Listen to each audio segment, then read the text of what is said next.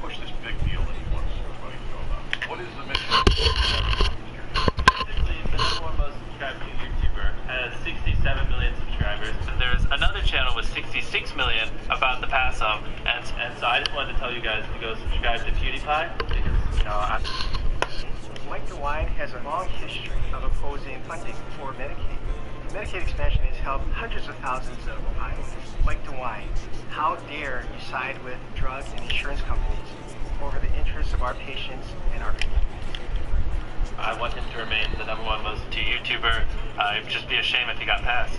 Okay, now who's challenging him here? Some group out of India? Yeah, exactly. T-Series, they do Indian music, because, you know, a lot of people in India are getting internet, so, like, it's just growing really fast, because they have 1 billion people, we only have 300 million, so it's not really fair, but we're trying to keep them number one. Yeah, so they're going to pass him in, like, under a week. Not after today. Yeah, correct. If we didn't do this. I'll be damned if it happens. I agree. Today. It's really good to have you guys in.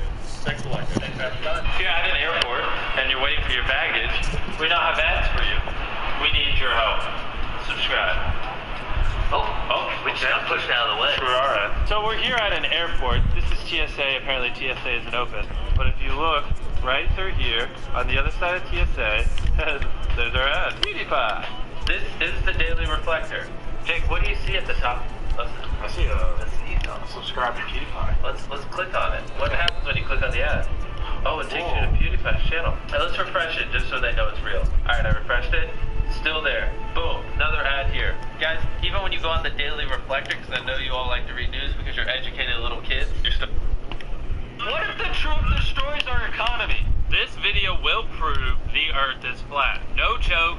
100% serious. We are currently in North Carolina and I'm going to fly to Hawaii while my friends simultaneously fly to Botswana, Africa, aka the other side of the earth. Once we are on exact opposite sides of the world, we have a test we want to perform. If this test fails, the earth is flat. I promise. So I'm waiting to board my flight and I'm actually pretty nervous. What if the pilot isn't paying attention and accidentally flies off the side of the earth? The government says people die in shark attacks, but we both know sharks are not real. It's clearly just people that were on a plane that flew off the side of the earth and then they just needed a cover up. 57% of you don't think it's flat.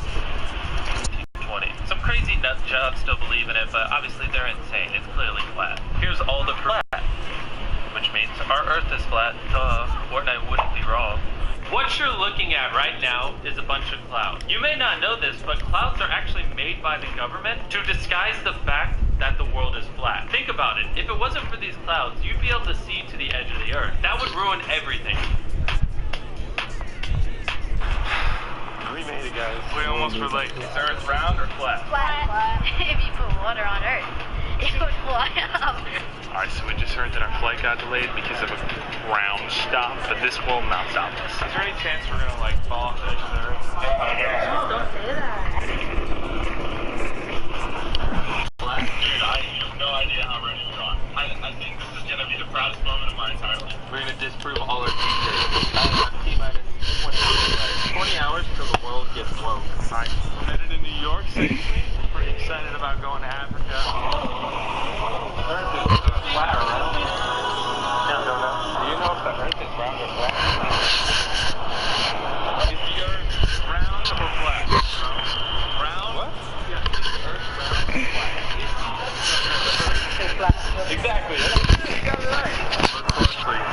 This is the strongest magnet on the face of the Earth. Now I actually got my hands on one. So I arrived in Hawaii a little bit early. And while I'm waiting for Tyler to land in Africa, I want to prove the world isn't a donut. I know it's crazy and might seem hard to believe, but some people think the Earth is the donut, and we're going to prove that wrong. Hey, what's up, man? I need you to fly to Illinois and help me test and see if the world's a donut. A donut? Yeah. That sounds, yeah. Yeah? Alright. Let me know when you land in, like, what, a day or whatever? Yeah, it'll take me about a day to get there, but yeah, I'll be there. Probably, like, tomorrow sound good? Yeah, tomorrow works. Alright, call me when you get there. I'm currently right here. I'm going to have Chris fly over to here, and then he's going to put a magnet down. I'm going to put a magnet down, and if they zip to each other, the Earth's a donut. If they don't zip to each other, this image is fake. So, I'm going on a flight to Illinois.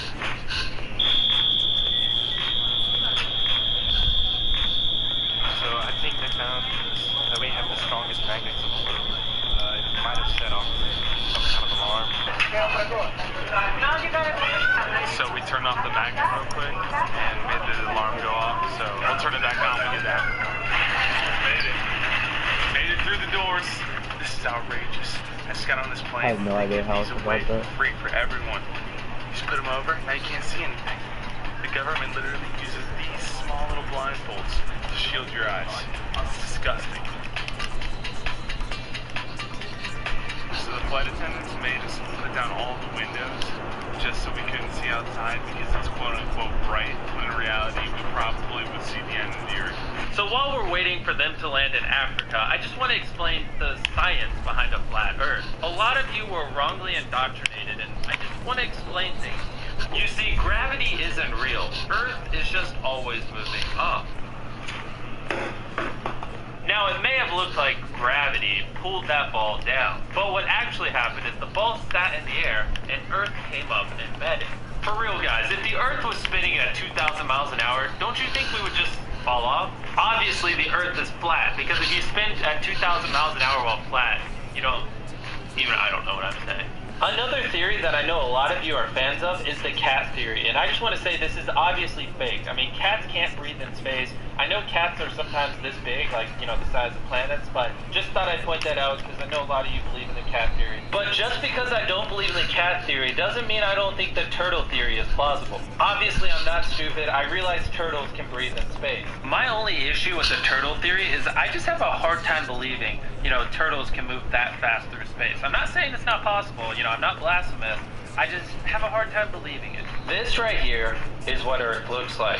According to my calculations, they should be arriving in Africa in about 5 seconds. I'm so excited, like, I've waited my whole life to expose the lies of the world. Chandler, what are you doing? Flossing in Africa. I don't know how else to explain this, but we just walked out of the airport. We walked to this sign. We're in the middle of Botswana right now. After lots of research and experimenting, we concluded that this is the exact location that we need to put this magnet for it to go through the ground, if the Earth is round. Now all we do is wait for Jim to call, put his magnet down, and see what happens. Hey, what's up, Jim? All right, Tyler, are you in Africa, on the exact other side of the world? Yes, I am. Are you in possession of the most powerful magnet in the world? There are only 2 of these magnets. I have one, you have the other, correct? Absolutely. Good. Honestly, I have no idea how we got these through airport security. If we wanted to, we could use these to pull the moon towards us. That's how powerful they are. All right. Can you please place your magnet on the ground? I'm replacing my magnet on the ground. His magnet is on the ground. And please confirm your location. My location is right in front of the Gaborone sign in Botswana. All right, perfect. That's exactly where I wanted you. You want to know where my location is? I would love to. Hawaii. All right, let's do this. I need to be careful. This magnet is super. There may not be a bigger name in sports than Odell Beckham. Ever since he had the catch, he's been honestly shocked to the world. And we get to see his athleticism in so many ways through some of his videos on Instagram, playing basketball, stuff like that. The guy is just a stream. He's so many followers on Instagram, more than pretty much any other NFL player. So he's a big name. Now, I want to say, can Odell Beckham Jr. get a 100-yard touchdown on all that difficulty before a 0 overall wide receiver can get a 1-yard touchdown? Very, very interesting challenge. You guys all need to do this right now. Comment down below who you think is going to win. One of those comments that is right, and one of the guys that's right, comment as many times as you guys want, will get a $10 PSN code, and I will just comment it down below on, or I'll actually direct it. That's what we're doing. Also, if you guys want to help me out, make sure to most subscribe day ever. That would be awesome. Odell Beckham's up first. He needs 100 yards. In case you guys aren't subscribed to the channel, make sure to do so. Hit subscribe, turn that little bell on, make sure to be notified of all of my new videos. And I'm going to be shouting out and showing up the stream to 3 new subscribers every single video. Okay, so here we go. I just want to show you guys real quick. All of that difficulty going to be on, and I'm not just going to be going up against it because I don't want it to be random. All that difficulty you guys can see, worry about that. I might as well show sliders too because some people just think I'm super sketchy, and then I'm trying to like fake all these things. No, that's not the case. I want you guys predictions to be somewhat correct. So I have to choose a play here that I believe can get him the touchdown the fastest. I'm gonna go gun. Gonna have him in this slot position. Now you can see that's his competition is sitting right there in the slot position, running something that I believe will get him a good chance to break open the defense. I think the play I'm gonna go with is this kind of, like going vertical. I don't even want to go. I want to go smash. And the defense we're gonna be running up against is just a dollar cover 2 man blitz. I want it to be difficult. I don't want a touchdown to just happen. I want it to be something that I have to earn through the middle. Odell Beckham Jr. But you see what I mean? I want to pick a play that I feel like I could have the best chance. A straight streak against this probably wouldn't be that amazing. But if I can get out of the pocket, Eli Manning can hit him. I feel like we might have a chance. Go. Oh my gosh, Odell Beckham Jr. How is he taking so many tackles? I have no idea how he broke that many tackles, but he did. But as you guys can see, when I go into these challenges, I always think, like, for a good amount of time, I'm like, yo, what is going to give me the greatest chance of making it happen? The other guy only needs a 1 yard touchdown. So I don't have a ton of time with Odell to make this happen, so I'm trying to do it as fast as possible. And I think this is the play. I need to go a little bit more to the middle. Go Odell! Go Odell! Let's go. That is what I'm talking about, boys. That is what I'm talking about. That is how you do it. I believe that was about 5 attempts it took me to get it with him. I would say about 5 attempts total. I just picked a good play that I felt had the best chance of working, and it did. When you're playing against 2 men under a defense like this, I would have probably ran this against zone too. You just want to throw in between those two. There's 2 guys who are deep, and if you can find a way to just play that throws in between them, that's your greatest chance, especially with some good speed, to go for a huge touchdown. So Odell Beckham Jr. did it in about 5 attempts. That was wicked fast. Did not take him long whatsoever. I'll be back in like 15 minutes. Get him up. I like to show you guys this guy. I don't like to downplay or anything. We're going to go goal line down with the new guy.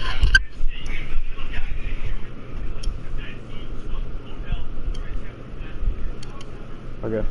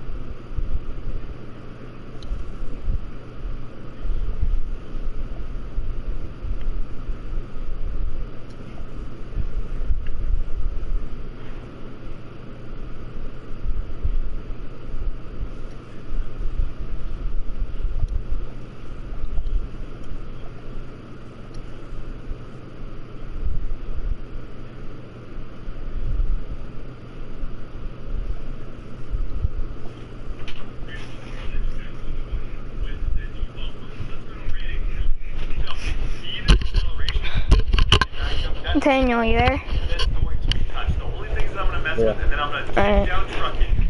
I forgot I was streaming the whole time. I forgot I was streaming the whole time. Yeah. Let me know, comment down below right now who you guys think is gonna win. Yeah, I'm really excited for this. I really it's gonna be a ton of fun. Okay, so here we go, guys. We're doing this by time. Get rich. I'm gonna start the timer, and we're gonna go. You might have to put spaces in it. You have to put spaces in it, and you might have to scroll down. Because I don't get searched up a lot. I have like 10 subscribers. All I know is that he's gotta get it relatively quick if he wants a chance, and like look at his stamina. That's what's gonna hold him back. It's that stamina. Look, go buddy! Go buddy! Oh my gosh, it's gonna be fun to watch though. I don't like what happens. This is gonna be fun to watch. Twitch. I mean YouTube. No, his speed and acceleration are gonna be maxed out, but that's really all. I stream on YouTube. To be touched. The only things that I'm gonna mess with, and then I'm gonna take down trucking because I want to make sure he doesn't really have any power or anything like that, and I want everything else to be average. I think that's the only way to make this completely and like totally fair. So I'll make trucking, stiff arms, and that stuff a 0, and then we're gonna jump to the challenge. Let me know, comment down below right now who you guys think is gonna win. And yeah, I'm really excited for this. I really am. This is gonna be a ton of fun. Okay, so here we go, guys. We're doing this by timer, meaning it's gonna be just time. It's just pretty normal. As soon as it touches his hand, I'm gonna start the timer, and we're gonna go until he gets. I don't know how long it's gonna be. I don't know how good he's gonna be able to truck people. I really have nothing no complete tell of how this is gonna go. All I know is that he's got to get it relatively quick if he wants a chance. And like, look at his stamina. That's gonna hold him back. It's that stamina. Look, go buddy, go buddy. Oh my gosh, it's gonna be fun to watch though. I don't care like what happens. This is gonna be fun to watch because that guy is just gonna absolutely run people over like it's going out of style. I'm telling you guys this right now. Like if he can get one guy, like look at this. Like he's gonna be able to run guys over. I just wish I had better blocks. Like no one in front of me seems to be blocking at all. That's what's the frustrating thing. Like it doesn't seem like I'm getting anything in terms of blocking, which is okay. That was almost it. That literally was almost it. If I could have gotten a nice.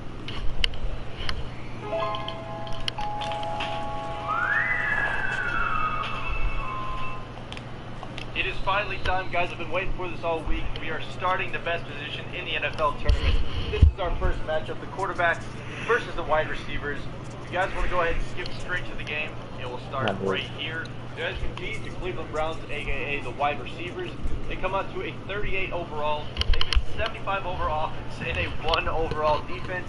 And now that looks terrible, but keep in mind that this is a team of only wide receivers. Just to put that in perspective, here is the team of quarterbacks. They are a 17 overall with a 31 overall offense and a 0 overall defense.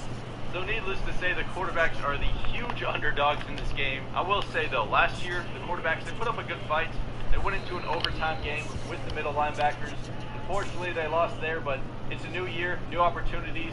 All right, here's a quick glance at the quarterback's offense. Of course, we had to put the GOAT Tom Brady at quarterback.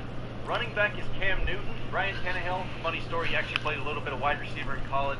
Therefore, he gets the starting wide receiver #1 spot. Another pretty athletic guy, Andrew Luck. He is our starting tight end. I believe there's a video somewhere of him catching one-handed at Stanford. That was a badass catch. But yeah, he has some pretty decent catching stats. Here's a quick glance at the quarterback's defense. That's across the board. That's why they get that 0 over him catching one-handed at Stanford. That was a badass catch. But yeah, he has some pretty decent catching stats. Here's a quick glance at the quarterback's defense. That's across the board. There's a video. He actually played a little bit of wide. Alright, here's a quick glance at the quarterback's offense. Of course, we had to put the GOAT Tom Brady at quarterback. Running back is Cam Newton. Ryan Tannehill, funny story, he actually played a little bit of wide receiver in college.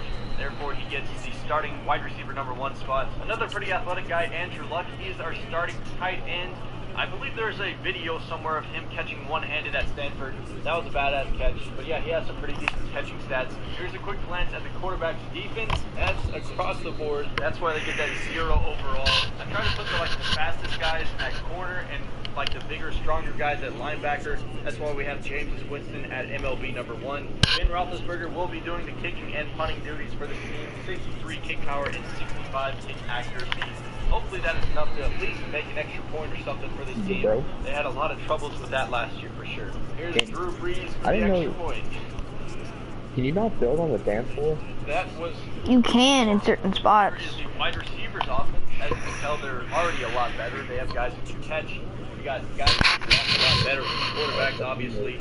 But the starting quarterback is Terrell Pryor. He's a 68 overall. But good for them. He was a quarterback in college at Ohio State. Here is the wide receivers defense. The only people you really need to focus on, Devin Hester and Julian Edelman. These are the only two guys who had even remotely close to decent defensive stats. At 81 overall, I think OBJ has to be the highest rated out of position kicker in the game. 74 kick power, 63 kick accuracy, 94 awareness. That is a huge asset to the wide receivers. I don't expect them to miss a single extra point, maybe not even a field goal this entire tournament. For this entire tournament, I will not be controlling any of these teams. It is on all Madden. Simulation 8-minute quarters.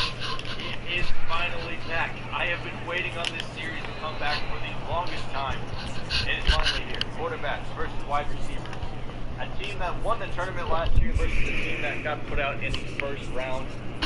I've already said it before, but I think it needs to be reset again. Quarterbacks are massive underdogs in this game. I'm saying wide receivers blow them out 21-0. Anything else, I'd be thoroughly surprised. Yeah, and I can't change the camera angle either. Here we go. Ben Roethlisberger kicking it off. Much better than last year. They actually have a decent kicker on the quarterback's team, so that should be a huge asset to them. Isaac drops back on the first play and completes. As you can already tell, Terrell Pryor probably not the most accurate. Matthew Stafford at defensive tackle, Blake Bortles at defensive end. There's the linebackers, Derek Carr, Carson Wentz, Mitch Trubisky, and James Winston. You can already tell by that the quarterbacks are in trouble on the defensive side of the ball. Honestly, I feel like the only way the quarterbacks can win this game is if the wide receivers mess up terribly. They're going to go for a screen pass to get it off. That, I believe, is T.Y. Hilton who picks them up, their first down of the day. Play action. Oh! That is Carson Wentz getting in there for this sack. Hashtag fly equals fly. Let's go. I can't help but root for the quarterbacks. I love a good underdog. They're still going play action. Well, I guess it's smart to throw it as a wide receiver team. Oh my God. There's DeAndre Hopkins on a diving catch. I guess that's what they're good at though, catching the football. 3rd down and 10. And the quarterback managed to get the stop. There is no touchdown on this drive. It's up, and it's good. 3 points. The first point scored in the best position in the NFL tournament. Oh, this is exciting. Now it's the GOAT's turn to try and respond to the wide receiver scoring 3 points on their opening drive. Yeah, just look at that offensive line. Not the biggest in the world. 3rd and 7, they're going 5 wide. Pump fake for Brady. He's throwing it over the middle. And that is Andrew Luck with the catch. They got themselves a 1st down. They're going to hand it off to Cam again. Oh, he breaks a tackle. Does he have some space?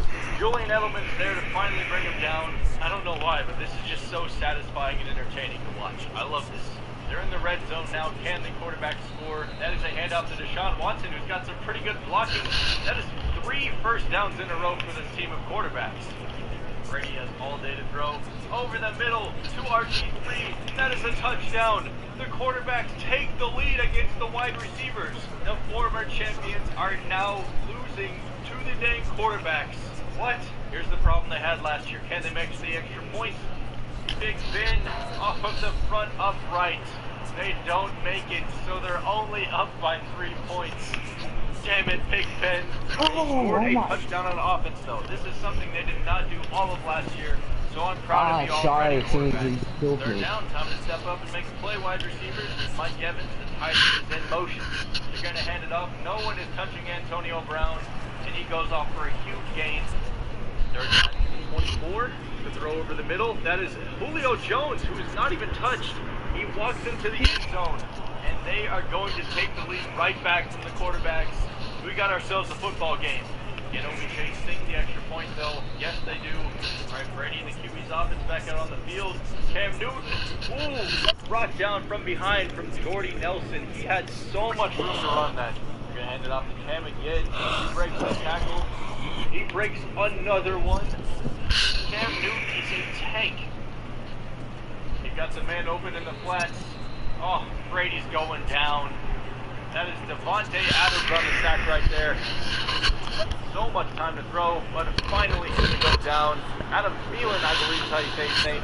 Coming in, bringing Brady down. All right, throws it across. That's another catch from DeAndre. Hopkins moving the ball with ease on this drive. Ooh. Oh my gosh. Terrell Pryor slings it straight into the dirt. Surely they can get a touchdown right here. No one is covering Larry Fitzgerald, and they sneak in another touchdown before halftime. Not sure what you were doing right there, Aaron Rodgers. Maybe you should stick to being a quarterback. Terrell Pryor over the middle. Another first down to Larry Fitzgerald. Quarterbacks just aren't getting it done with their 0 overall defense.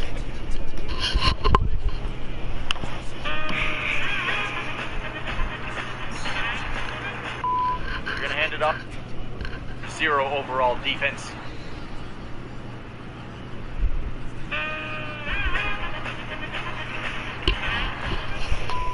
Hand it off to Tavon, and he just outruns the blitz.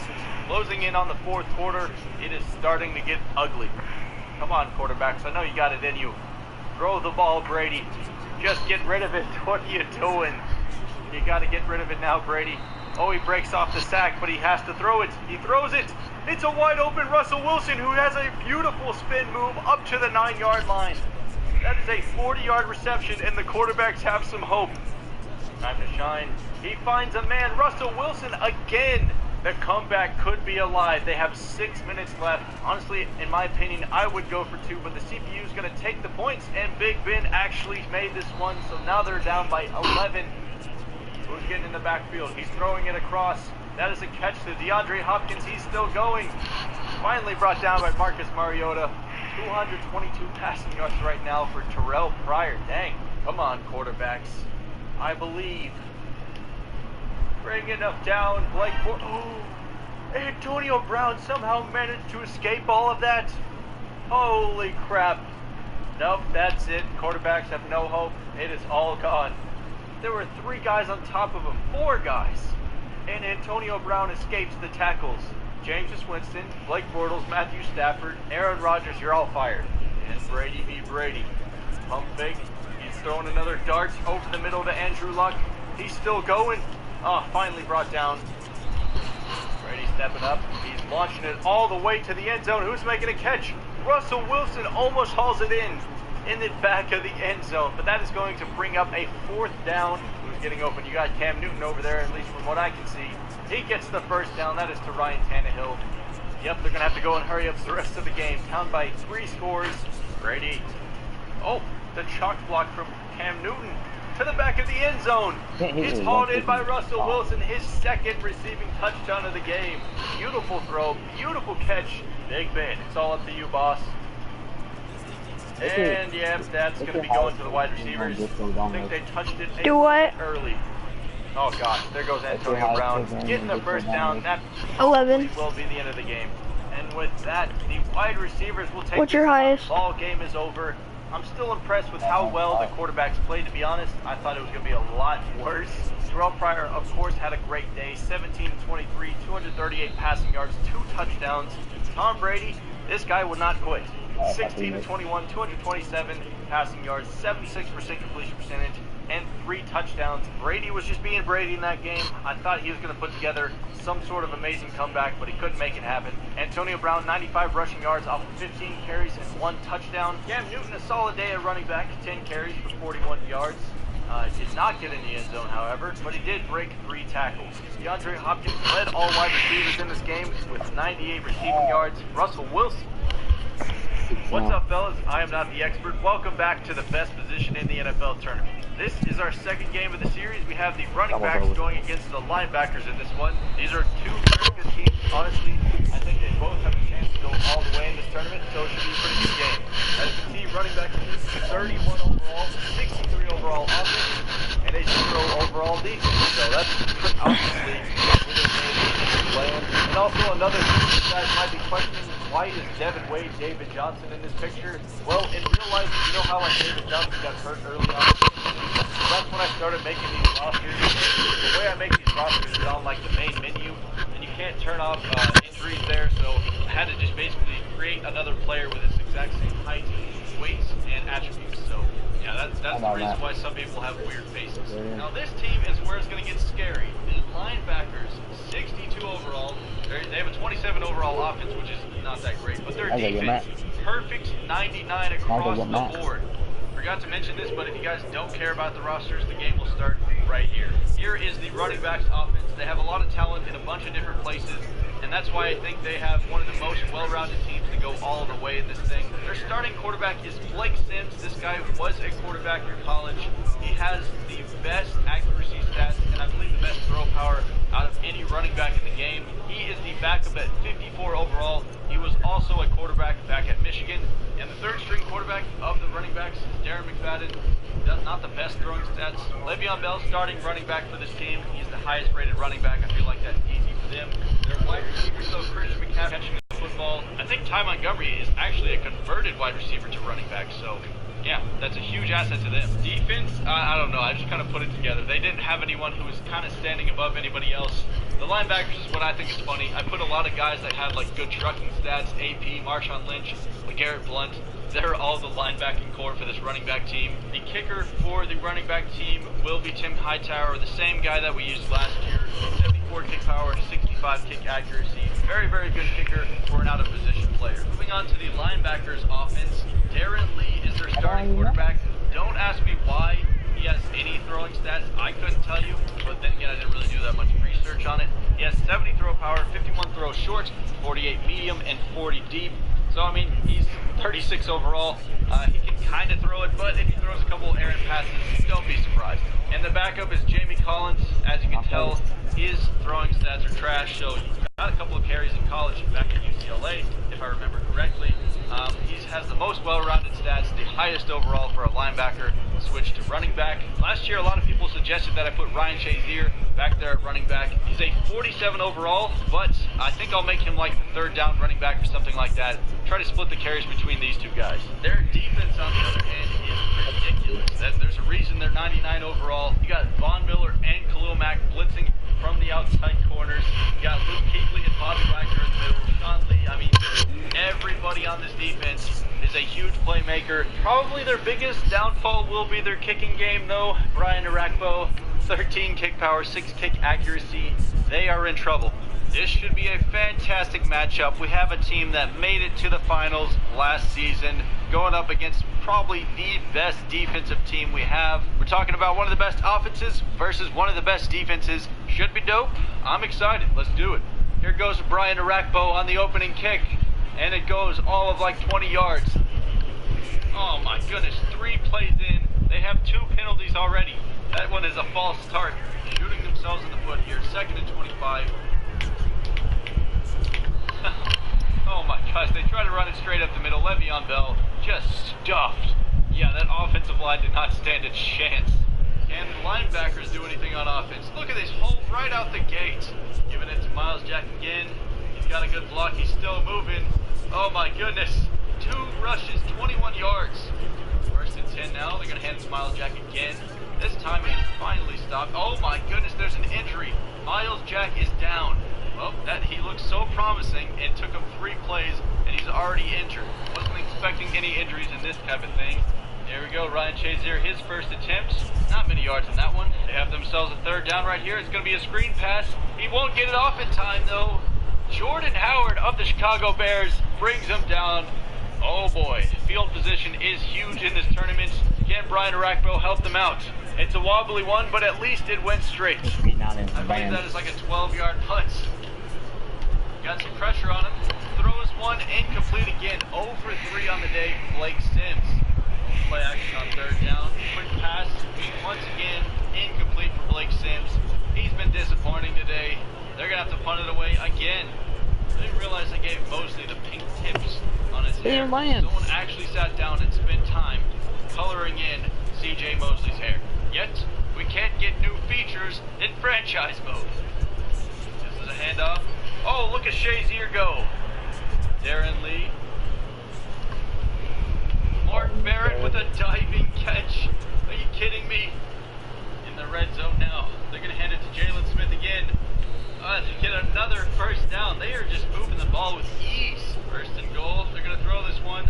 Drops it off. Almost intercepted. Brings up a 3rd down, though. Who's going to rise to the occasion on this play?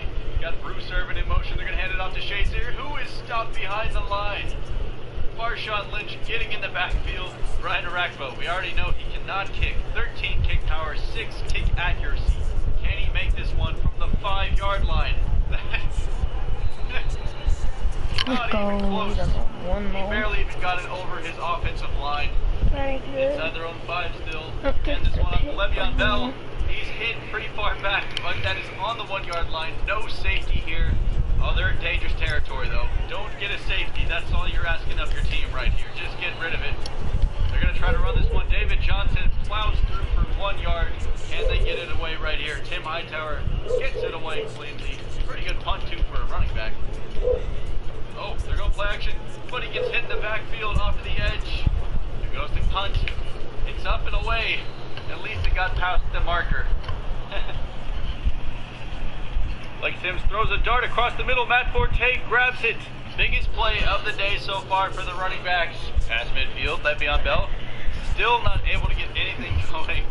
There is no way they're going to block anybody against this team. Insta-block sheds everywhere on that defensive line. Sims, another throw, another catch. That one is in Ty Montgomery, one of their better wide receivers. Oh, man. Just brutalized by Khalil Mack right there. Kick is up, and it is good. We finally have points on the board with 2 minutes left to go before halftime. It was the draw play. Miles Jack is back in the game. He is not injured anymore. Oh, their running backs are in trouble now. Aaron Lee doing the same thing, rolling out to the side. Intercepted. He throws it straight to the ground. Kareem Hunt, the rookie, picks it up. That is massive. Now the running backs have another chance to score before halftime. Sims again. Actually has some good blocking. Break it down. LaShawn McCoy is wide open. Okay. Throws it. Hey, that's LaShawn McCoy. No one's covering him. That is a touchdown. Our first one of the ball game. Tim Hightower, automatic on the extra point. 10-0. Hail Mary time for the linebackers. Immediately throws this one. Will be intercepted by Leonard Fournette. Oh my goodness, we've got to have a return here. No, wait, he fumbles it. Picked up by the linebackers. Well, I'm surprised that didn't develop into like points for some team. Darren Lee, oh my god. Shaq Thompson's uncovered. I'm not sure how, but the linebackers are still in this game. No way! I can't believe it. Darren Lee finds Shaq Thompson in the end zone. We have a touchdown on the opening drive of the second half. Linebackers aren't done yet, but this is going to be their downfall. Freaking Brian Arakpo. Oh. He tried to hit a bowling ball with a golf club and it did not work out so well. Oh, Blake Sims throws off the tackle. He throws it away, and that's a complete pass to LaShawn McCoy. I'm not picking sides here, but that was awesome. Play action. Almost did. That could have been intercepted. He threw it straight at C.J. Mosley. This is a very long field goal for Tim Hightower, but it's a very critical one. He gets it up. It is short. They do not make it. Fine baseball. End off to Le'Veon Bell. Holy crap, the offensive line actually did something. This game is so weird because the defensive line all got pancaked right there. Makes no sense. I don't remember. Quick pass right here. No one is covering Reggie Bush. Another touchdown. They're just making it look easy now. Kick is up. It's going to be returned. Sean Lee. Oh my goodness. What a turn of events. Sean Lee, no one is behind him. That will be 2 points for the linebackers. Unbelievable. Now they're only down by 8 points. They have a chance. This game is still not over. The linebackers will not quit. This game has been a blast to watch, and we still got a full quarter left to go. Darren Lee chucking it basically as far as he can throw it. He had an open man, but he's just not an accurate quarterback. Can they pull away? They've got a touchdown lead. Blake Sims scrambling. He finds Christian McCaffrey. Pushed out of bounds at the 11. Play action right here. Oh man, I mean, just they don't cover anybody in the end zone. And now it looks like the running backs, there's no way they're going to be contained. He goes through the upright. They're up 23-8. Fumbles it. Le'Veon Bell fumbles the ball, and the linebackers have it. I'd just love to see a linebacker come back right here. That would make this game so much more interesting. Here they go. 3rd and goal. Throws it, incomplete pass. Darren Lee, you gotta throw it sometime soon, man. There was no one near that ball, not even close. Alright, the running backs ran down the clock a little bit, just about 2 minutes left as they try to put this ball away right here. Mishandled the snap a little bit, and that one is blocked. And this one is gonna be a touchdown. As they try to put this ball away right here. Mishandled the snap a little bit, and that one is blocked. Backs ran down the clock a little bit, just about 2 minutes left as they try to put this ball away right here. Mishandled the snap a little bit, and that one is blocked. And this one is going to be a touchdown too. Are you kidding me? The linebackers, outstanding. They do the impossible time and time again. Well, that just upped the ante of this game. Oh, wait, never mind. They're going to actually go for they're actually going to kick this one. Are you serious? All right, Brian Rackmo, you can't do the next point, but can you do the onside kick? Oh, baby. They get it back. The linebackers followed it. Brian Rackmo picks up his own onside kick, believe it or not, but he found his specialty. They complete the first pass to Bruce Irvin. They got to be in the hurry up. They got to be moving this entire drive. He's chucking this one downfield. He's got a man. That is Anthony Barr. He's got a chance. Throws it. That's a first down. Throws it over the middle. That's a... Oh, he's out of bounds. I thought it was a touchdown. That's a missed opportunity, but they still have a chance here on 3rd and goal. Quick pass. Back of the end zone. Out of bounds is Anthony Barr. And Darren Lee complete the pass. He throws it. It's swatted down from Marshawn Lynch. There was so much hype built up on that drive, and they couldn't pull through. Did you see that sign that said, "Put me in, I can throw"? And out to Le'Veon Bell. Oh my gosh. He could be going to the end zone. He gets a block. He's still running. Will he be tracked down from behind? He is. What's up, fellas? I am not the expert. Welcome back to the best position in the NFL tournament. This should probably be our most exciting game of the series, not because we have good teams going against each other, but because we have two of the worst and weakest teams going against each other. Don't let it discredit these teams, though. They have some talent in some very important positions on the field. Kickers and punters, very overlooked in football. Technically speaking, kickers are the highest scoring players on every single team in the NFL, so yeah, put some respect on their name. We're not going to be doing a face cam for this episode. I still have kind of like a messed up pirate eye looking thing, so just trying to do my best to not make it. But yeah, let's get back into the video. The kickers will be represented by the Dallas Cowboys. No specific reason, just random. They're a 5 overall team, a 0 overall offense, and a 0 overall defense. The only thing that they are very good at is, of course, special teams. Kicking and punting is probably something they're going to be very, very good at. Punters are very similar teams. They're going to be represented by the 49ers in this one. They have a 4 overall team, 0 overall offense, and a 0 overall defense. This is the kickers' offense. You can tell why they have the 0 overall now. Jordan Gay will be the starting quarterback. 57 throw power, 52 short, 50 medium, 35 deep. He's not good at all, but he's the best that kickers have at their disposal. So he's going to be the one starting for this team. I'm sure C4 will definitely appreciate this. We're using Jake Elliott, aka the best. What's up, fellas? I am not the expert. Welcome back to the best position in the NFL tournament. It's been a pretty fun tournament so far. We've had a lot of great games. In this matchup, we're having the quarterbacks going against the safeties, which include the free safeties and the strong safeties. Of course, as always, if you don't care about the rosters, you can go ahead and skip to this time code if you want to watch the game. The quarterback. What I'm looking for.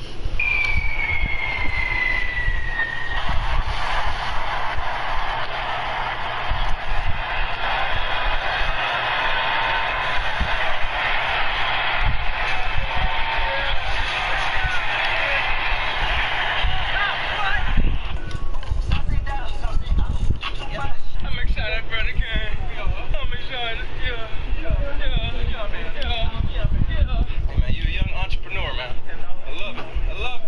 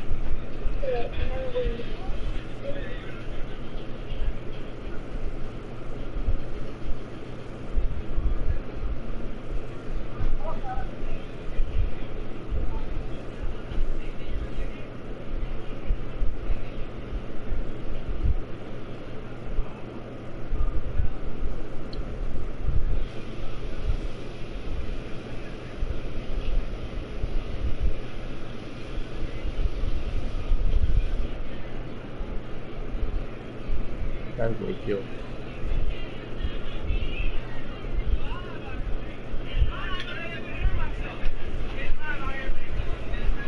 Oh.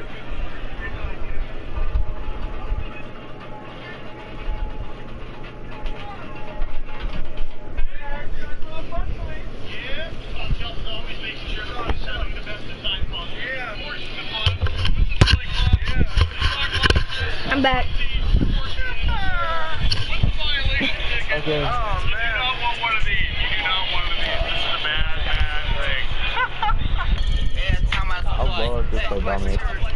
You do? Yeah. What's your highest kill in it? What's your highest kill game in it? What's your highest kill game in Discord? Last game I played. How many kills?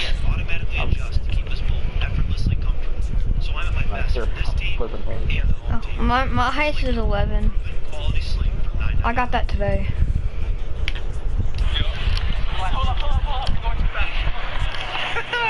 Like a beer, I find out she a name. Really?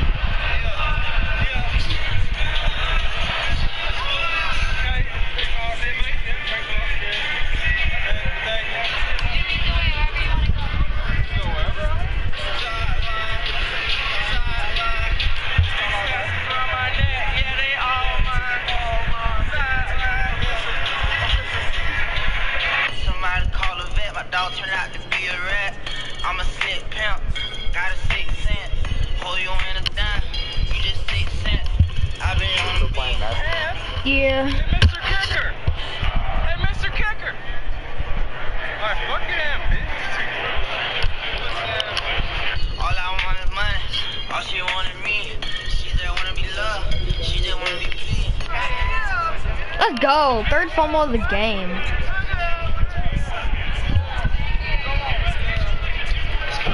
You're like 5 of them.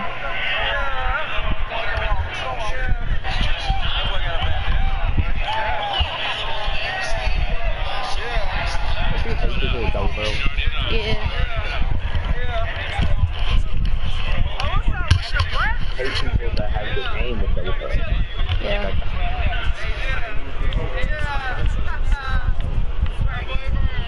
All I want is money.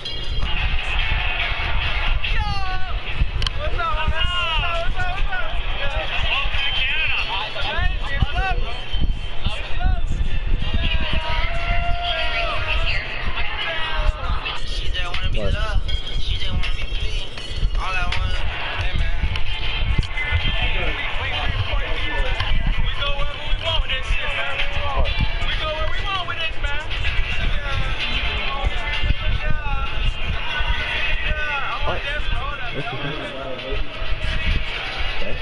That's exciting.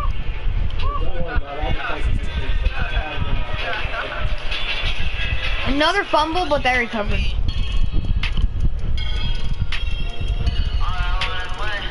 Bro, we've injured. Huh?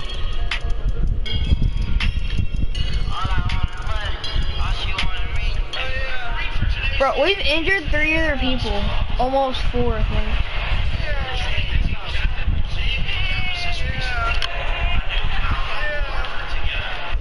What an amazing opportunity. Your boys action.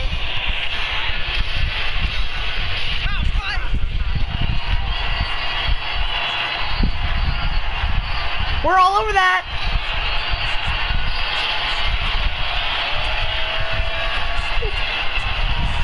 Earl Thomas! Bro, this guy's a legend. Oh my god, he's...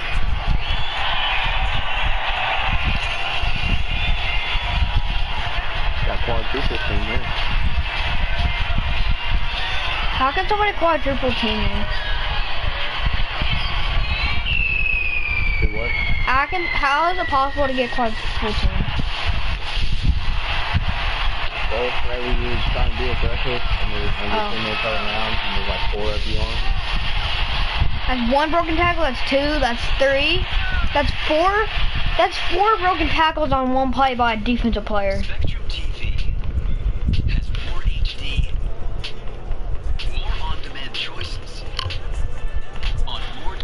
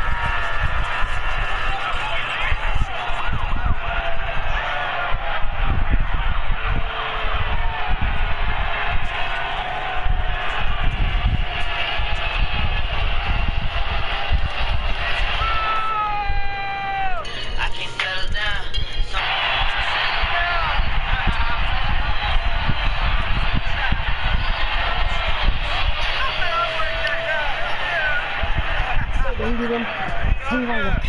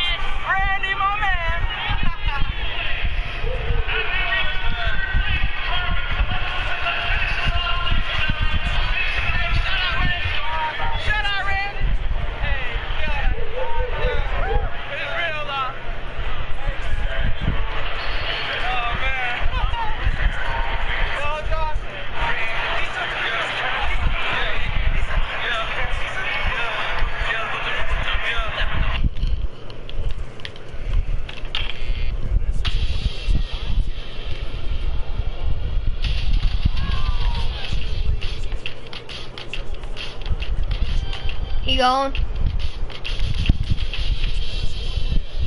No! You should have ripped one tackle. I am riding an electric bike to Lincoln flag football game. I thought I'd give you guys an update on flag football and how it's going for them. And then tonight I'm going to Las Vegas to pick up something real. They're not getting killed.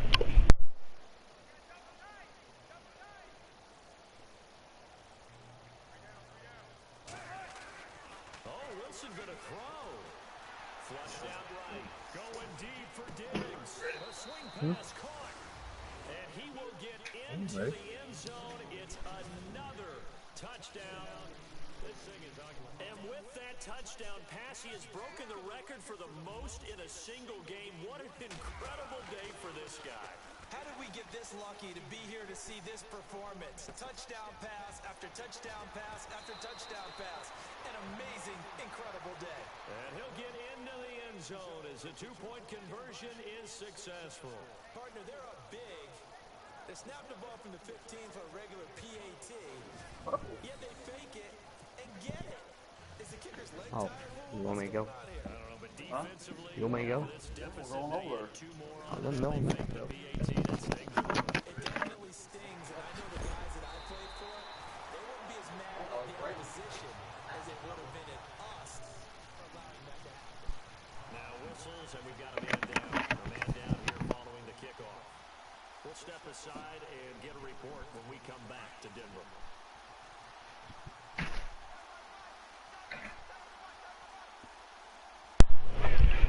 You there, Nathaniel?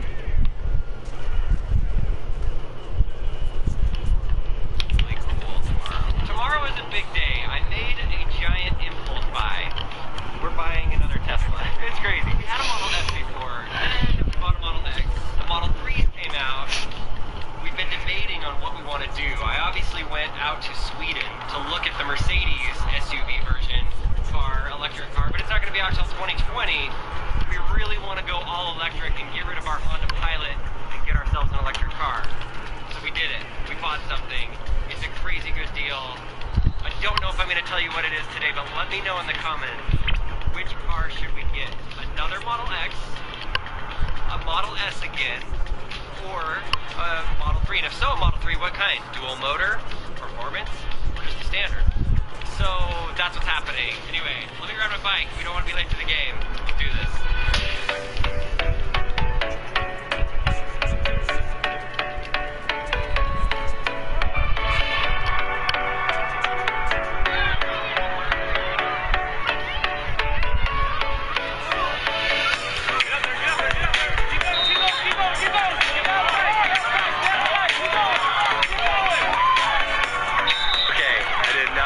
Plan that. I pulled up right when they passed the ball to Lincoln. I don't know if that was a touchdown. I think it was. I think they pulled the flag, but it was in the end zone.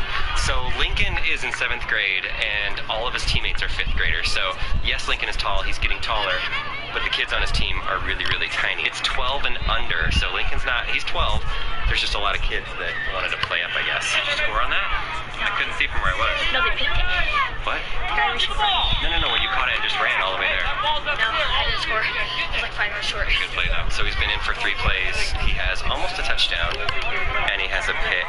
Not a pick 6, but he got a pick. So you guys should feel pretty good. There we go. You should have tucked your flags in like that one time. If you have illegal flags, the referee's like, your flags aren't coming off. Did the other one not? And look at the coach. He's like, Lincoln, what's wrong with your flag here? It will not come off. So they couldn't pull it. That would have been a pick 6. Yeah, that would have been smart. Good job, buddy.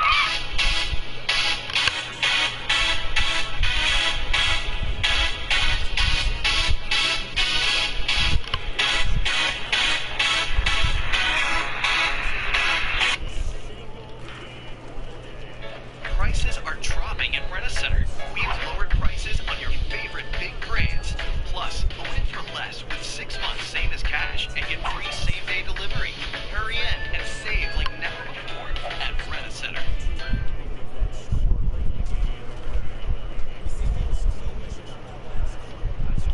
Yes. Oh, what's up? There he is. Yes. He's here. What is this? What's your favorite kind of ice cream? What is up, everybody? Today is gonna be a fun day because Lincoln is at basketball camp playing against his best friend Easton in a game, and then we're gonna go watch the Warriors versus Cavs game 3. I thought I'd bring you guys along because I'm gonna show you along the way. We're gonna stop at some YouTubers' offices or houses and then go see Lincoln, see how he plays. This is his 3rd day of camp and he's having a blast. He's kind of tired from playing basketball all day, every day. What is going on, everybody? It is Handles, and you know, basketball fans are just crazy. From all the different free throw distractions, posters, and fans just constantly screaming and cheering for their team, they just really enjoy the game of basketball, and will do anything to gain attention on the jumbotrons or by any other means. They go to games to support their team and ultimately just have fun. But sometimes fans get a little too into it and decide it was okay for them to just run right onto the court while the players are still playing. While it does create some buzz in the arena and some really funny interactions, it's probably not the best idea to do it, because it does come with punishments. While there are definitely a lot of these incidents throughout NBA history, I'll be going through the 7 best times when this happened. Anyways guys, here are the 7 best times when NBA fans ran onto the court. In a game where LeBron was playing for the Heat in Cleveland, a lot of fans were probably still very mad about his decision, and one of the Cleveland fans, or mainly a LeBron fan, as you'll see soon, ran right onto the court, and after a guy in a suit grabs him, the fan starts to point directly at LeBron. He was likely just taunting him, but after his taunt, while the security was directing him out, LeBron gives the fan a little bump, probably saying something to him at the same time. But the weirdest part of this entire thing is that ESPN decided to do a follow-up on this guy. They seriously decided to dedicate an entire segment on this one guy.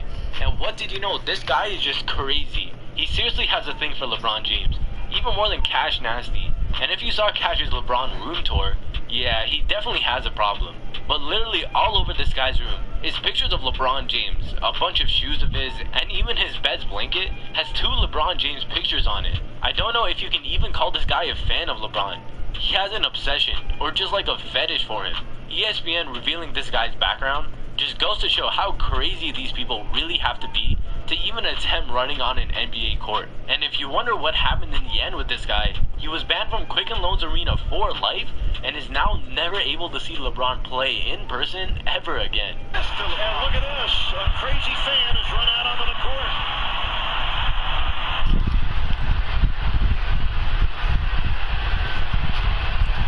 Oh, it has been a bizarre night here in Cleveland right from the start. It's amazing with all the security that a guy can get on the court. Of all time someone chooses to run onto the court, Vitality, a huge prank YouTuber with over 10 million subscribers across his channels, decided to streak across the court during Game 4 of the 2016 NBA Finals.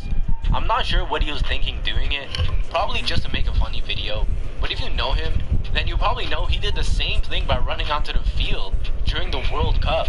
But as we see here, with his friend recording the entire thing, he waited until the players were setting up for free throws, and he just starts running. He takes off his shirt, but before he could get to any of the players, he was completely tackled right to the floor from behind by a security guard. And if you look closely at the security guard, he clearly looks out of shape. And it looks like it's the first time he's ever ran so hard in a while, and then he just sends his walkie-talkie flying across the floor. After the security guards calmed the situation, and with the fans in the arena still laughing and cheering, they pick Vitaly up, and written across his chest was "Trump sucks." You just have to have a lot of balls to even pull this off. In the end, Vitaly spent the rest of that night in jail and then was released in the very next morning. Even though the title of this video says NBA, I just can't not include this one. NBA players seriously barely have a reaction to anyone running onto the court. They all seem so calm. But I guess this is also a difference between the NBA and college. With 6:02 left to go in the first half, it looks like a technical foul is assessed which stops the play. But the Hawaii coach comes onto the court in an attempt to argue with the referee. And I think the ref throws out another technical. I'm not sure exactly what's going on. But the strangest part of this entire thing, out of nowhere, a fan of UCSB comes running randomly onto the court and just gets in the Hawaii coach's face, yelling and taunting him. But a player comes in to defend his coach and shoves him away. And then another player does the same. And what's even better, even as the fan is being pushed by these players, he just continues to taunt them. But after this, the TV provider decides to show how the fan even got onto the court. And what you can see is the fan running down from way up in the stands. He had to have been so mad or just so hyped to even take the time to run down onto the court from so high up. What's really got me confused though, is there no security at this game? It looks like the fan just gets off so easy. But whatever happened to him, this guy definitely really supports his school to get in coaches and players' faces like that.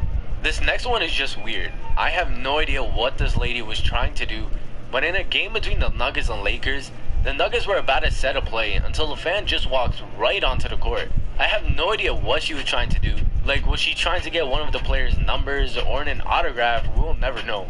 She was just walking around looking at the players, and when she was pulled to the sidelines, she gives this gesture, which kind of looks like she thinks that the players on the court, or basically anyone but her, was in the wrong here. Then of course she was escorted out of the building. But this was definitely the weirdest one you'll see in this video, because nobody even knows what this lady was even trying to do. But seriously, why do Cleveland fans always run onto the court? What I'm about to show you is the third time it's happened in this video. Cleveland just has to have some really crazy fans. And this one seems completely normal at first. Andrew Bynum misses a shot, but some fan just randomly appears on the right side of your screen. He then just casually says hi to Kyrie Irving, and then just acts like what he did was all normal. He then just goes along with the players as they move in transition. That just has to be the funniest part of this entire thing. I have no idea what he was trying to do, but he was literally running with the Clippers in transition. And then Chris Paul finally notices him, and it looks like he was about to square up with the fan, with the way he steps to him. Even Blake Griffin looks like he was about to come in and start pushing the fan or something. But then he realized, yeah, he can't do that, especially with what happened at the Malice at the Palace. And then just backs off. And the entire time, Jared Dudley looks confused on what's even going on. And so Joey Crawford just nicely grabs the fan, probably just walking him and telling him to go back to the stands. But the security guard just yanks him away, forcing him out of the arena. Yeah, it definitely seemed all calm until the security guard got there. Now, I don't know what's up with parents allowing their kids to do this. I mean, there's no way a kid decided to make the choice of running onto the court in the middle of a game without the parents having some sort of influence. But I'm about to show you two kids running onto the court and just greeting their favorite player. In the first one, before an inbound play starts, you see a kid running onto the court and going straight for Carmelo Anthony. He ends up hugging Carmelo, and Carmelo gives him a little hug back, acknowledging the kid. He was just being nice about the whole thing. But then the kid runs back into court and going straight for Carmelo Anthony. He ends up hugging Carmelo, running onto the court and just greeting their favorite player. In the first one, before an inbound play starts, you see a kid running onto the court and going straight for Carmelo Anthony. He ends up hugging Carmelo, and Carmelo gives him a little hug back, acknowledging the kid. He was just being nice about the whole thing. But then the kid runs back into the stands, and the camera follows him. But as soon as the kid reaches the steps to probably go back to his seats, you see his mother was standing right there the entire time. Yeah, there's definitely no way that the mom didn't tell her son to go do that. And even the commentators were just as confused as me as to why she let her son do that. What is he doing? No idea. Back to his parents is what he's doing. He just let that happen. And in this second one, it's the exact same thing. The play stops after a foul is called on the Hornets, and if you look closely, just after the foul was called, you can see a kid getting up with his dad on the left side of your screen. And after the camera zooms right back out, that same kid who got up with his dad is now on the court hugging Justice Winslow. But seriously, there was no way the dad didn't tell his son to go do that. I mean, it's pretty obvious. As soon as the play stops, they both get up, so they definitely had this planned. And Stan Van Gundy was just as confused as me. How to play? How about a young kid runs on the court? Where are his parents? Parents, if you're watching this video and you have a son or daughter, I don't think it's the best idea to let your kid just run onto the court. You may find it cute to you, but it's a big offense to do this. As you saw throughout the video, business innovation starts with IT transformation. Transform IT and get...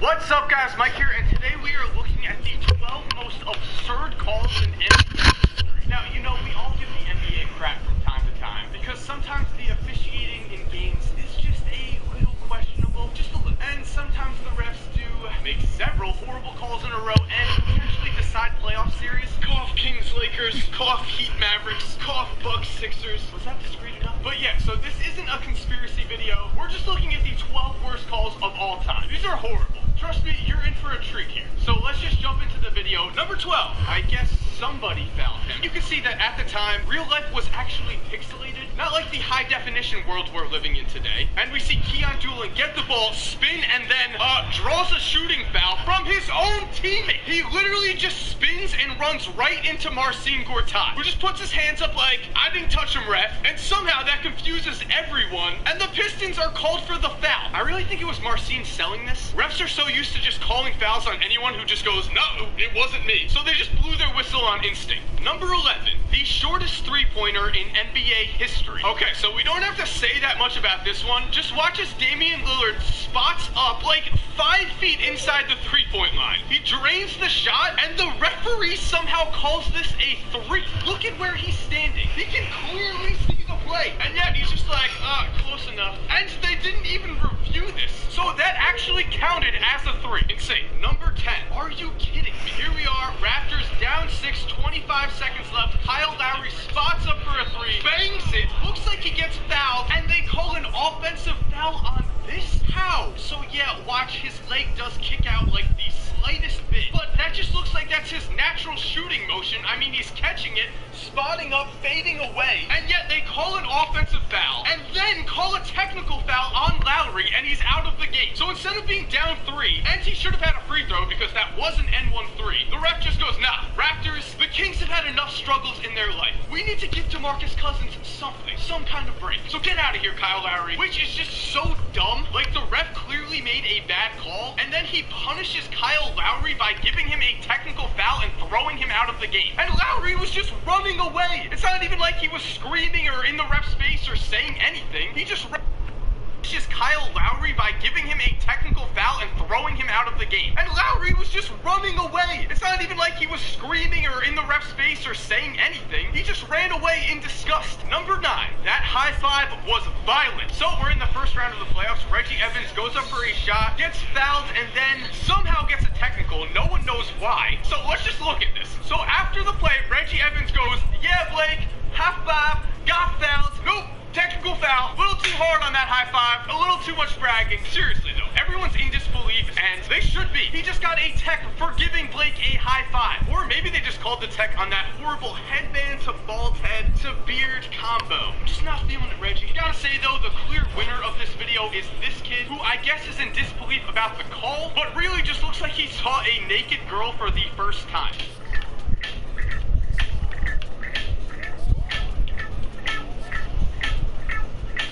Number 8, he started it. So moving on with ridiculous technical foul calls, we have Vince Carter walk up to Mo Peterson and just slap him in the face. Now you might be thinking at this point, yeah, Mike, that should be a technical foul. He just slapped the man in the face, which I would understand. I mean, the two apparently are friends, and this was a friendly kind of thing, but he just slapped a grown man in the face. But let's just watch as Mo Peterson just goes, hits him back, slightly hits him back, and he gets called for the technical foul. The ref just completely missed Vince go, whoo, slap the guy in the face, and he responds with, oh, and gets called for the tech, then freaks out and gets thrown out of the game. You gotta love it. Let's just give a hand to the refs. Great control of the game here. Number 7, refs gone wild. So here we have the Timberwolves and the Spurs, and Richard Jefferson drives to the basket and gets fouled by Darka. I mean, he slid right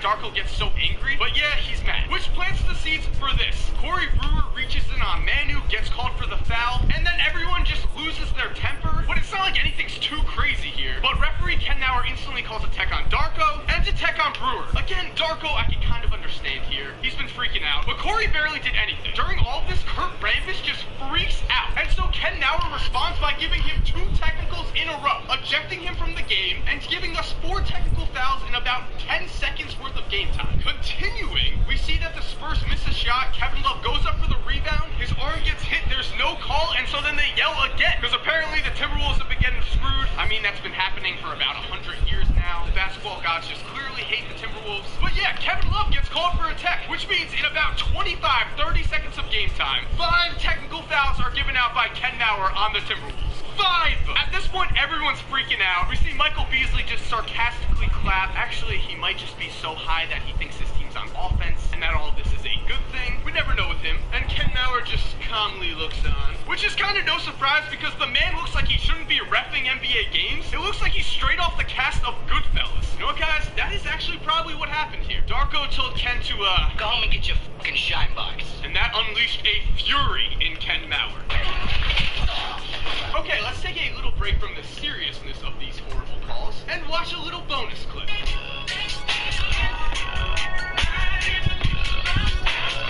Saddle up, baby! That was weird from me. But dude, get off of him! Why is he on it for so long? Number 6. This decided an NBA Finals. This is Game 6 of the NBA Finals between the Pistons and the Lakers. There are 27 seconds left. The Lakers are down 1. And here they go to Kareem and... yup, he gets called for a foul on a skyhook. And right away that looked questionable. And as we see the replay, how do you call this a foul in the NBA Finals? It's Game 6. The Pistons are up 3-2. And they're up by 1. This call literally swung the finals. Kareem made both free throws. The Pistons went on to lose this game, and then they went on to lose the NBA Finals after losing Game 7. So if this call does not happen, the Pistons win one more NBA championship. Seriously, this is probably the worst call in NBA history. I mean, the other ones might be worse in terms of just like a worse call overall, but this cost a team a ring. Come on! And Pat Riley even would later admit that this was a horrible call. So the coach of the Lakers was like, yup, thanks NBA. You guys are the homies. He also asked Kareem what he was thinking at the foul line after the foul, and Kareem responded with, I like to get paid. I don't even know how that makes sense, but yeah, that's an insight on the mind of Kareem. Get that money, baby! Okay, guys, we are now at the portion of the video I like to call the reign of Joey Crawford. Yup, the man is an absolute menace. Let's watch. Number 5, Draymond Green's inspiration. So we're starting off this reign with just a plain old bad call. We see third quarter winding down, and Russell Westbrook just rises up for a 3 and gets fouled by Chris Paul somehow. Let's watch this replay. Russ rises up and just kicks Chris Paul in the stomach, and Chris Paul gets called for the foul. Seriously, if there's one NBA moment we can point at and say that's where Draymond Green went wrong, that's where he became a kicking menace, I think it's this one. He learned in this moment that if you kick players, you get rewarded. By the way, did you know that the Warriors blew a 3-1 lead in the finals? If you look at the comments, you probably did. Number 4, the worst foul call of all time. Pretty basic title for this segment on my part, but let's just watch this. This is the 2010 NBA playoffs, and we can see Steve Nash is over here, Marcus Camby is over here. Which is interesting because as Steve Nash makes a pass, there's a mysterious foul called on the floor, and somehow the call is made on Marcus Camby, who just cannot believe it, obviously. Even if the intent on this call was that they were calling Marcus Camby for fighting through the screen, which would be a bad call in itself, somehow Joe Crawford said that Camby fouled Nash, who was casually dribbling the ball at the top of the key. Nice job, Joe. Nice job. Number 3.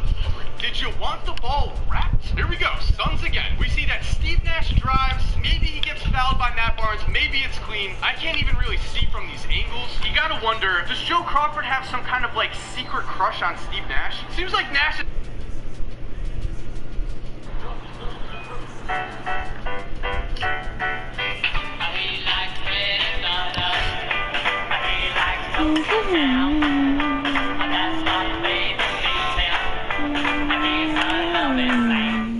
What's up guys, Mike here, and today we are watching videos of some of my favorite things. Yes, those videos are NBA players absolutely losing their minds fans as they get ejected from basketball games. So enough of this, enough speaking for now. We're just gonna jump into the video with number 10, Scottie Pippen. So we're starting this video off hot, and we see right here that the Blazers get called for a foul on Shaq. And you see Scottie Pippen, you know, Trailblazer legend, get the ball and then just casually fling it into the stands, which might just be the biggest overreaction of all time. I mean, he's so composed right here. Then something just snaps. Maybe the loss of Michael Jordan in his life finally just hit him. Who knows? All I know is he just goes, "Hey kid in section 400. Catch." But somehow, the fact that Scottie threw a basketball into the stands is overmatched by the fact that the Trailblazers gave out dolls of Bill Walton before this game. And being the great basketball city that it is, the Trailblazers fans reacted to this ejection by just raining down dolls of Bill Walton onto the referees. And we see Rasheed Wallace, who somehow is avoided trouble here. He's standing here saying,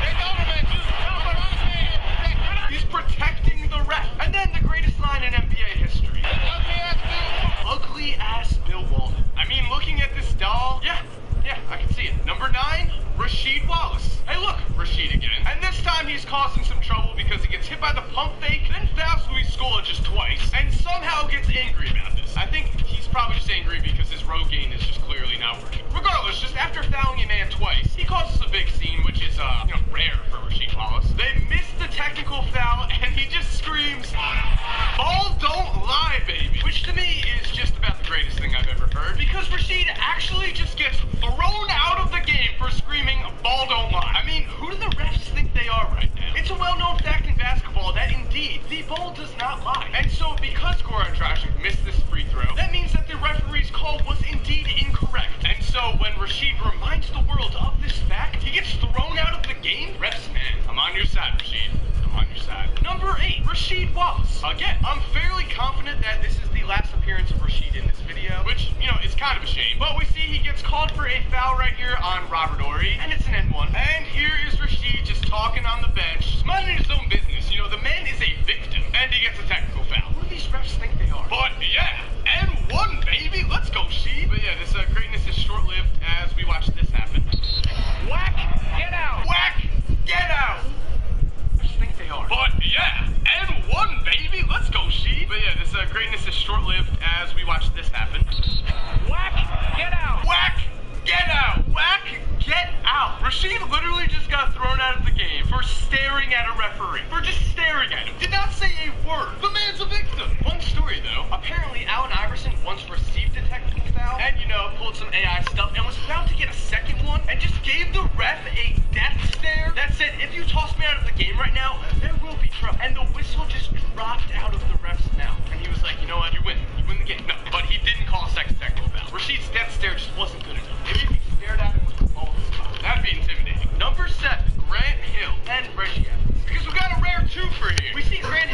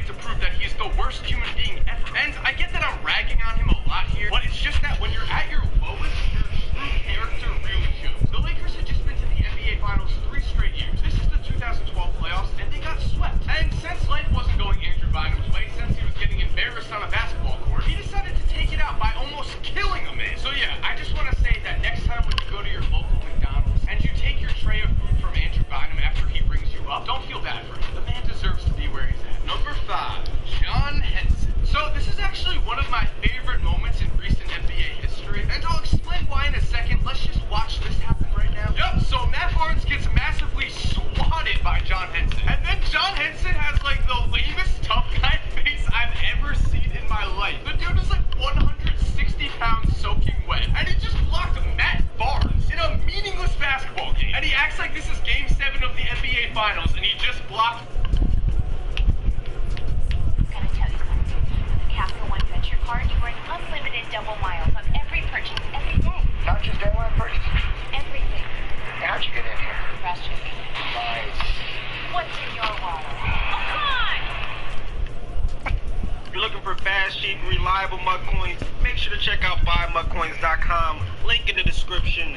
Use code CK for 10% off. I sometimes laugh when people say running backs are a dime a dozen. You can find them anywhere. No, you can't. Well, at least you can't find elite talent anywhere, man. Kareem Hunt from the Chiefs is a rookie. And if he keeps up the pace he's been playing at, he could definitely win MVP this year. Not to mention guys like Todd Gurley, Le'Veon Bell, Zeke Elliott, LaShawn McCoy. I mean, the list goes on and on. But I could only use a select few of those guys in this video. You got Charmaine speaking. How can I help you? Hey, so I need a lot of $1 bills for a funeral, and so I was just wondering, could I exchange $1,000 for ones?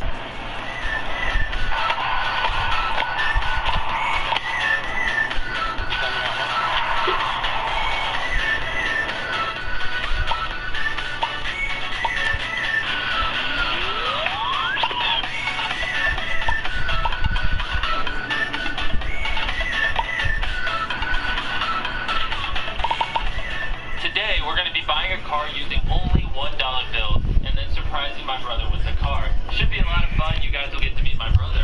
Let's do it. So before we buy the car using only $1 bills, I'm at the dealership where I bought the car with pennies, and I wanted to tip the accountant here $1,000 for, counting them, because it's kind of rude of me to make them count the pennies, and I thought they could just put it in a coin machine, but apparently they couldn't, and so they had to count it, which kind of wasn't fair to them. So I'm going to go in here and I'm going to give their accountant $1,000 tip just to hopefully semi-make up for it, because I'm really sorry for making you count all those coins. I thought you could have just used a coin machine, but apparently they couldn't. Does she know here? Yeah, she's a little shy. Okay, camera shy.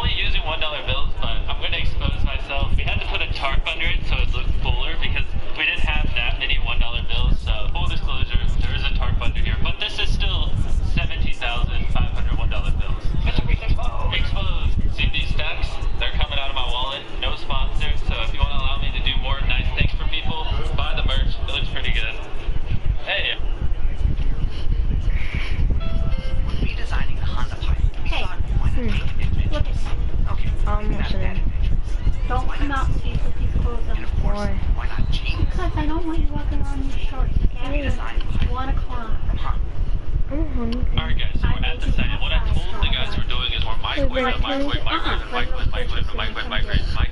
like those other microwave videos we have on the microwave. But instead, I'm gonna send Ethan out to go do something while he's gone. We're gonna destroy his car. When he gets back, he'll see it. Then we'll go take him to buy whatever car he wants. All right, guys. So let's go ahead and get the microwaves out. This is the tarp, and we're gonna try to microwave, and a microwave. Bring them over here. We got the microwaves. Are we supposed to have 3 microwaves? Yeah, I think we are. But here, let's just pull them out. They might be back there. Here, put this one down. I think there's a microwave.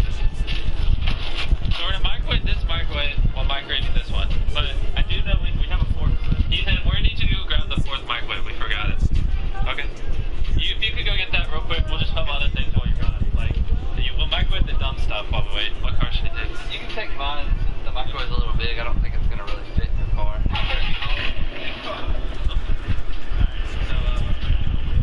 Alright guys, let's start microwaving stuff. Bring them over here real quick before we destroy the car. This is what we were going to do. We were going to put this microwave inside of that microwave, inside of that microwave, with that microwave, and then a bigger microwave. But, let's go destroy his car. By the way, we grabbed his keys off him before he left. If you roll down his window and when his door's unlocked, it makes his door come open. That's a thing! Oh my gosh! This car is worth $800. He hates it. Trust me, right? I would not destroy his car if I didn't know he hated it, okay? We drove a car through duct tape. I don't know if you've seen the video yet. But when we did that, I asked him how much it would cost for us to destroy his car, and he said he'd let me do it for like $1,000. So we're going to give him a $10,000 budget. So trust me, guys, I know he will be happy. I promise you, I would not do this if I wasn't 100% certain he would be happy. All right, guys, let the destruction begin. Wait, did that do anything? There. All right, begin. Do what you want, boys. Fuck it up.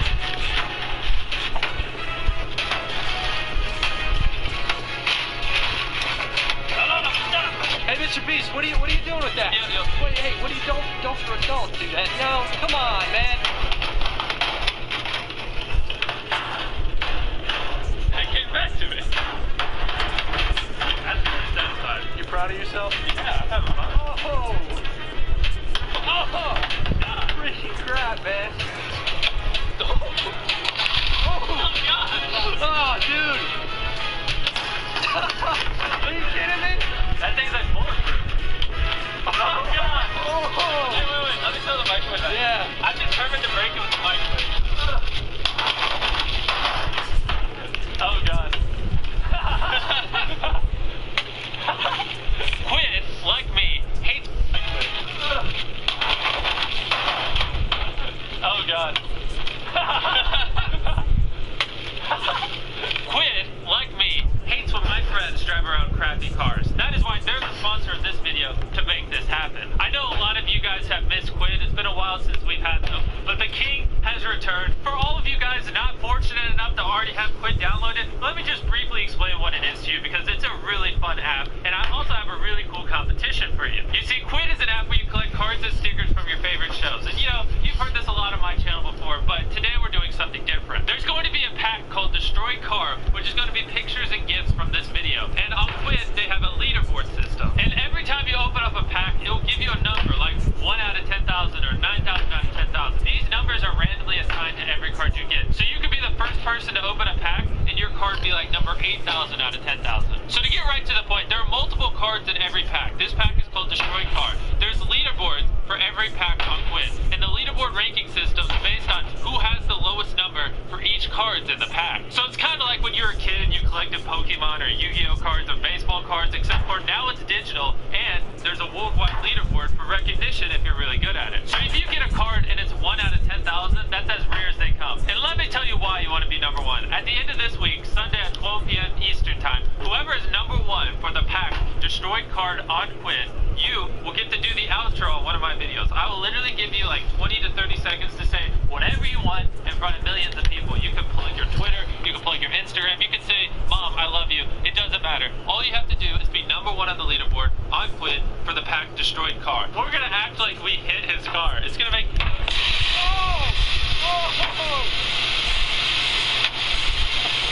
Oh, dude! Alright guys, this is called Whack-A-Mole.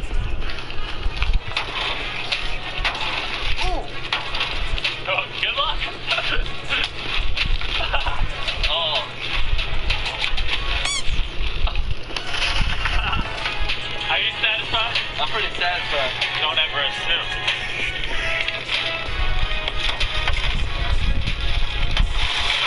Don't ever assume me. Let's hurry up. Ethan's gonna be back here in like 20, 30 minutes. Bumper destruction. Oh, strike one. Turn around, too, man. Real quick, stop commenting about him moisturizing and comment about his new tan. Doesn't he look really tan to you guys? Do I look really tan? He's been hitting the beach, boys. Beach bod right here. Alright, the new question is, does Chris tan? Comment below. See, I'm gonna hate that. Oh, more dirt coming out. I'll get the one. There, I did it. Alright, you guys remember?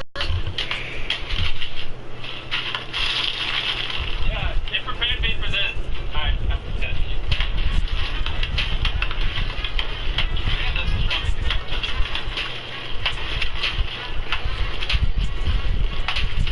Oh! Yeah, I'll finish it. Finish it! I'm not really a big fan of destroying things, so I'm just letting them have fun.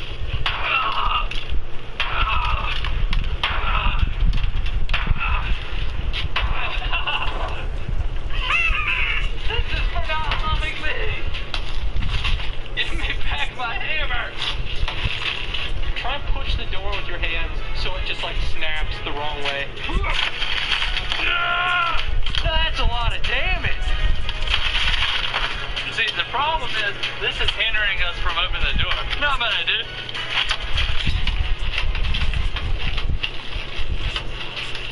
Shouldn't have any problem now. There we go.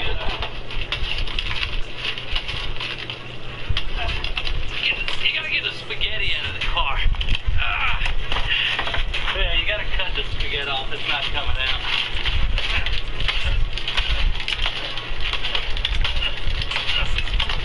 That's tough spaghetti, dude. No wonder he was so confused when someone touched him.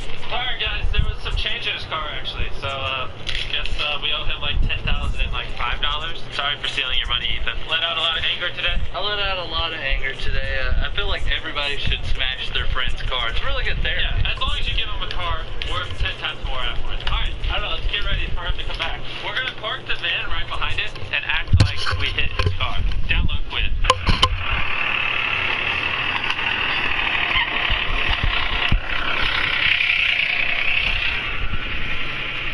That's a lot of damage. Okay, Ethan, it says F you, that's for clickbait. I clearly don't hate you. You're a cool guy. Okay,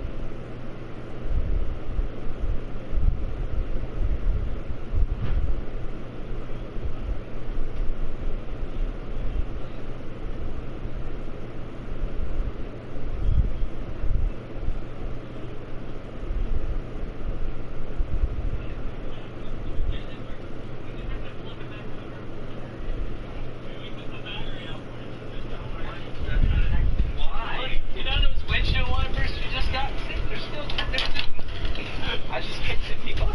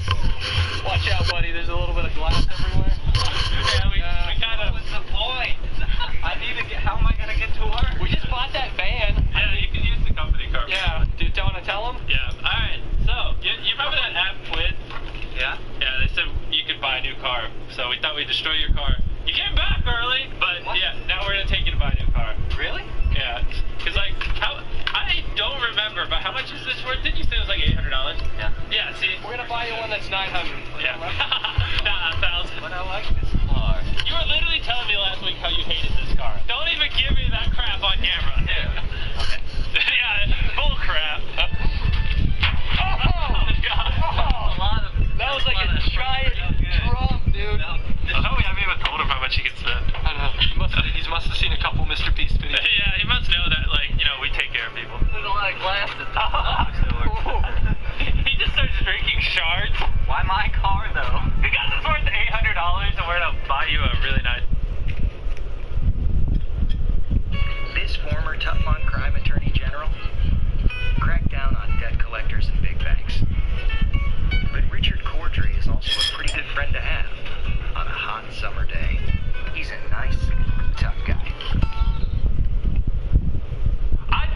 a really crazy problem recently. Watch. When I tie this shoe, it does not stay tied. Look, see, look, I just tied it and it's not staying tied, and I think I know why. This is a map of America. This is where we currently are. I think our state just isn't good for tying shoes, alright? So here's what we're gonna do. Chris, take this shoe. So you have that shoe. You're gonna go boom, boom, boom, boom, boom, and tie it in all those states. I'm gonna drive and go boom, boom, boom, boom, boom, boom, boom, tied in those states, and we're gonna find which state it works for tying shoes. I'm not sure that's how that works. I don't care. Go. Okay, bye.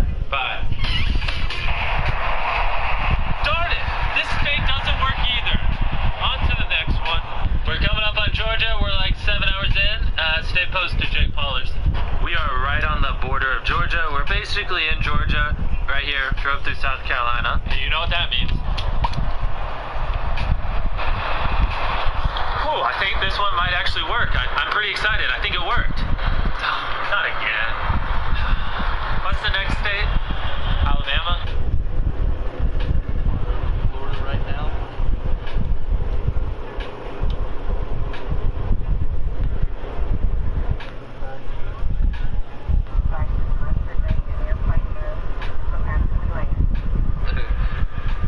Gotta go ahead. We seriously cannot move our leg.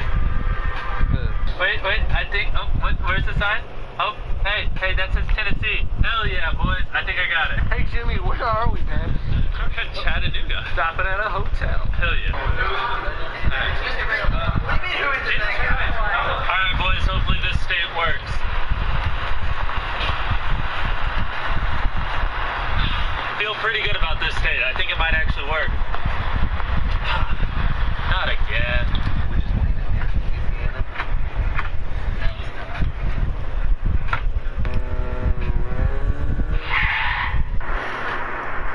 Currently, we are flying over the Arkansas and Tennessee border, so I'm gonna tie this shoe twice. There's one. There's two. Chris is asleep. We're over Kentucky now. Ooh. So that is for Kentucky. Apparently, you can't tie your shoe and keep it tied in Kentucky. Chris is still sleeping.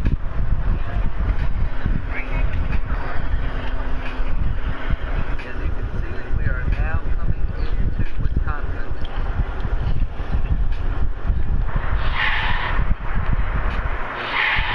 Here we are in Michigan. Why does your shoe keep coming untied? I don't know. Maybe one day we'll figure it out. Alright guys, we just pumped some gas. Yeah, we still got a lot of ways to go. Hell yeah, boys, we're in Alabama. Alright guys, we're here at Alabama. Let's give it a try.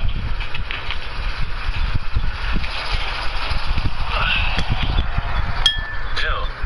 Oh man, my shoe's untied. What's the next state? I keep forgetting. According to my assistant, Tennessee is next. Hopefully it'll work there. Dude, why didn't we take one of those? Dude, actually, we should cross America on one of those. Oh, hey Beast, I think I found your street here. 3rd Avenue? No, man. Look over there, Gay Street.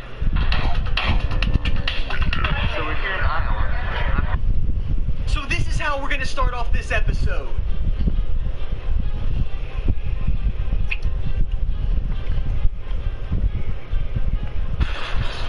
Last week I asked you guys a specific question. What quarterback are we gonna trade for to use for the remainder of the 3 weeks where Russell Wilson is out? I asked for a backup or someone less than 80 overall, which means no Drew Brees, no Dak Prescott, no Cam Newton, and especially no Tom Brady. After I got random sleep on your comments, let's listen to you guys. You guys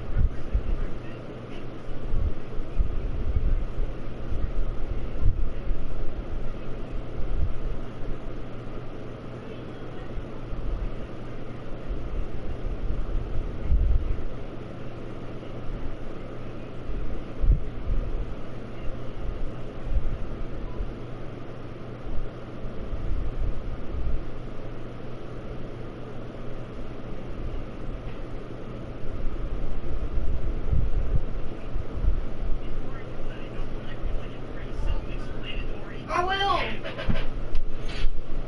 It's time for the random generator. Whenever we press the button, I will in a minute. Just give me a minute. the next 3 weeks.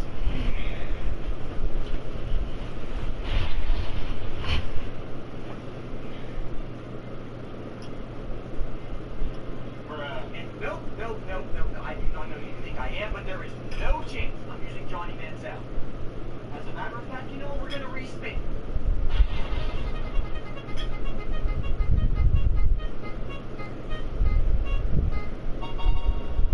That is not even funny. I do not want to use this guy. I'm going to have to use him, aren't I? Unbelievable.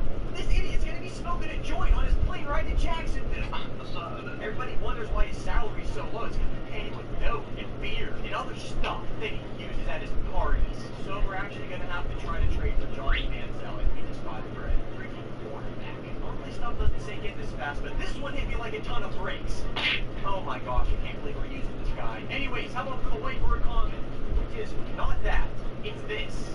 And I've never seen a comment so far from the truth in my entire life. I'm not kidding. My cat can start quarterback for them. I forgot to mention he only has 3 legs. He can still do better than anybody else there, though. Now for the biggest buzzkill of them all, Johnny Manziel is officially going to be the starting quarterback for the Jacksonville Jaguars.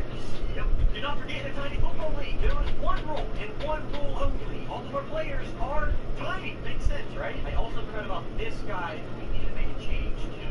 Yep, that's good. Don't forget to take a look at the board right here. Scouting is officially going to be starting next week. I wanted you guys to have a chance to look at a lot of these players, and one of these names comes to mind is this guy from Pittsburgh. Maybe we can use a corner. It might be us. Anybody else, though, that you guys do see, please just let me know. You can pause it at any point that you want. We might end up picking the guy that you recommended. Oh, shoot, we're playing in London. Wait, they have their own stadium there? That'd be pretty cool. Oh, and 3 Colts. Who in the world could they possibly have? My goodness, the Cleveland Browns have a better record than them. And it's this new stadium, I cannot tell. I think that it is. It really doesn't look that familiar to me. Okay, their starting quarterback is Jared Goff. That explains a lot about their record. Back to the stadium.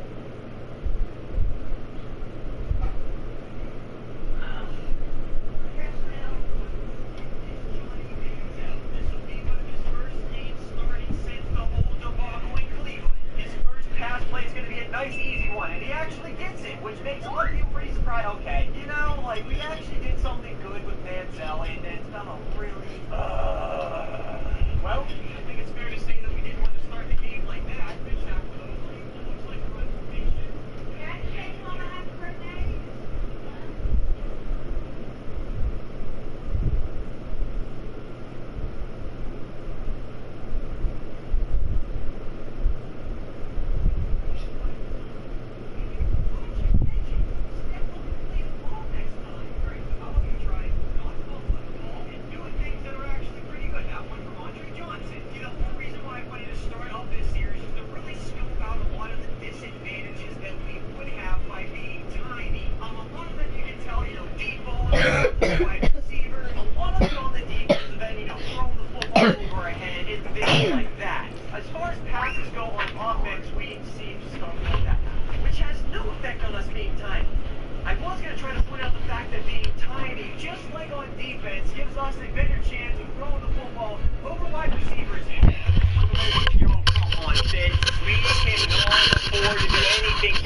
Oh my goodness, 3-0! John, tell me this, if you throw a beer across the room, where are you going to get that completion? This is something that you normally don't see too often. We have it's okay, yeah. It's okay, yeah. You know what we're going to call this episode? The debacle of the Jacksonville Jaguars. Yep. It's okay, yeah. It's okay. Good coverage. Oh, look at that, all over the place. Please! Oh my god. Where is our pass rush at? What was so good for us just a game ago is struggling mightily against this 0-3 team. Is it their offensive line that's insane? Is it the fact that you're 5'5" and don't have the strength that you once had? No, quick audible from us, and we did it pretty well. That's a good call. I made a point on this before, but since you guys are watching this game, wow, our player just got pummeled. That was only a blow. Watching that guy get destroyed so hard completely made me forget on what happened. No. What the heck? I'll give him like a 4th round pick. 95 yards and a touchdown. Looking at Ty Montgomery. They get a good block on us, but we break off of it with our best player on defense. If there's one thing that we're doing decently, it's going to be stopping Ty Montgomery in that run game. Pass game, though, a complete... I don't want a 5th round pick. Up until this point where we got good coverage. Where's the pass rush at? 4th round pick. That could have been an interception. She's not even good. That's one of her speed attributes. Then a player that's like very little overall. And we got it stopped too. It would have been exceeded precise. I know it's going to be a run play, and we actually got a good stop. One, another run play, and hit him again. All we should do is hit him one more time, and we actually had a defensive stop. And we are going to have a minute and 23 seconds to make a little bit of magic happen. Play number 1, Larry Fitzgerald. That's a terrible throw. How are we supposed to go downfield and score a touchdown whenever he's throwing the ball like this? There it is this time. Nope. I actually feel like Andre Johnson could be open here. No, he's not. But Larry Fitzgerald is there. Wow. What a play. I don't know what to think. We made it into halftime, but our offense is just boring. It's quite frankly a terrible sight to look at. I don't want to look at the stats. Please don't take on the boards. Don't want to see it. Oh, that's ugly. One thing I didn't realize though, which is a huge mistake. We didn't hit David Johnson off the ball one time this entire game so far. What am I thinking? Oh yeah, I'm not. I'm such an idiot. I mean, we got a new offensive lineman just last week. This guy's actually good, so I had to do something good. That run play there is clearly not going to work, so we're going to have to audible it and hope that somebody gets open. Larry Fitzgerald off the break. And thank you. It's about time somebody held on. I could get a better. I could draft for a better receiver. Offensive lineman penetration, which I might trade. Oh man, don't judge. And then I'll throw in a 5th round pick. Way too much trouble. So close. Does anybody see that? Like, we don't even have a chance to get a completion. Whose idea was it to get Johnny Manziel? I'm about to sign my cat to a 2-game contract after this. Baited him. That's good coverage. You're just going to dump it off. Does anybody else want to play? I mean, our offense isn't looking too bad. There it is. It's just, like, really our defense is bad. That's been bad. Also, Greg Wilson. You better believe I'm going to accept that. Oh, crap, there's an injury, too. Oh wow, that's already the 4th quarter as well. Now, let me tell you guys something. I do not feel good about this game whatsoever, but if we do hold them to a field goal here, then it's only a 2-possession game, and I'm sure that we have all seen crazier things. Then again, those teams probably didn't have Let's try to get it. 3rd down and go very long. Expect a run play. Honestly, it's a play action. They got me pretty well. What do they have? Yeah, One receiver out on the route? Oh no. Can somebody please explain where the fuck that guy came from? Oh great. On top of all the news, one of our top quarterbacks hit this one off quickly. Okay, I'm done. I cannot take any more. Please get a good center. Shoot, dang it hurts. I am not playing another game with the city. I am done. We're gonna take the L, and I honestly just don't care anymore. This guy is freaking terrible. I don't want anything to do with it. I'm sorry, tackle, I can't take this anymore. Okay, we're gonna end this video. Please do not forget to go down to the comments below. Let me know what player is going to be picked up for next week. We need a big game guy at the quarterback. Maybe something that's going to be a little bit easier to trade for, but it's still also throw in Russell Wilson. With this broken thumb. We also need linebackers, and heck, I wouldn't even mind getting a new quarterback. Oh, we're down 14.4. We're going to come strong with the Tiny Football League in episode number 5 next week. But until then, don't forget to keep guys number 1. Peace out, guys. I'm not going to take any good people. I'm going to take Jason Verrett. And, no, this shit is great. How about this? No, okay.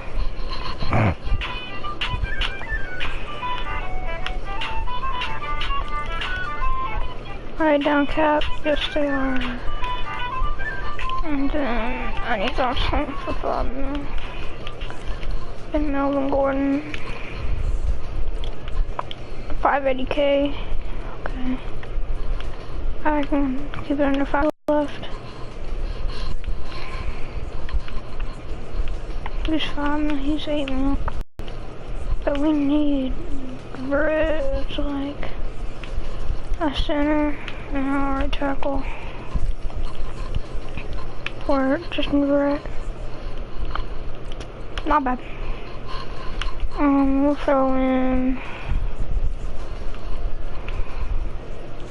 D tackle. We should have got that. Okay, we did. We got Jason Brett on defense. How's our defense looking now? The defense isn't looking too bad. We have a good corner now. We just don't have an AD line and any linebackers. Let's see.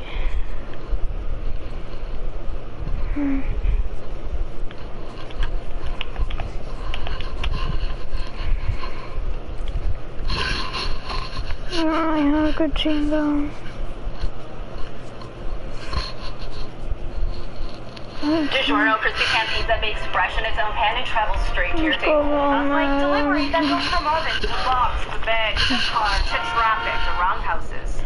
DiGiorno delivers a crispy caramelized crust straight from your oven. It's not delivery, it's DiGiorno.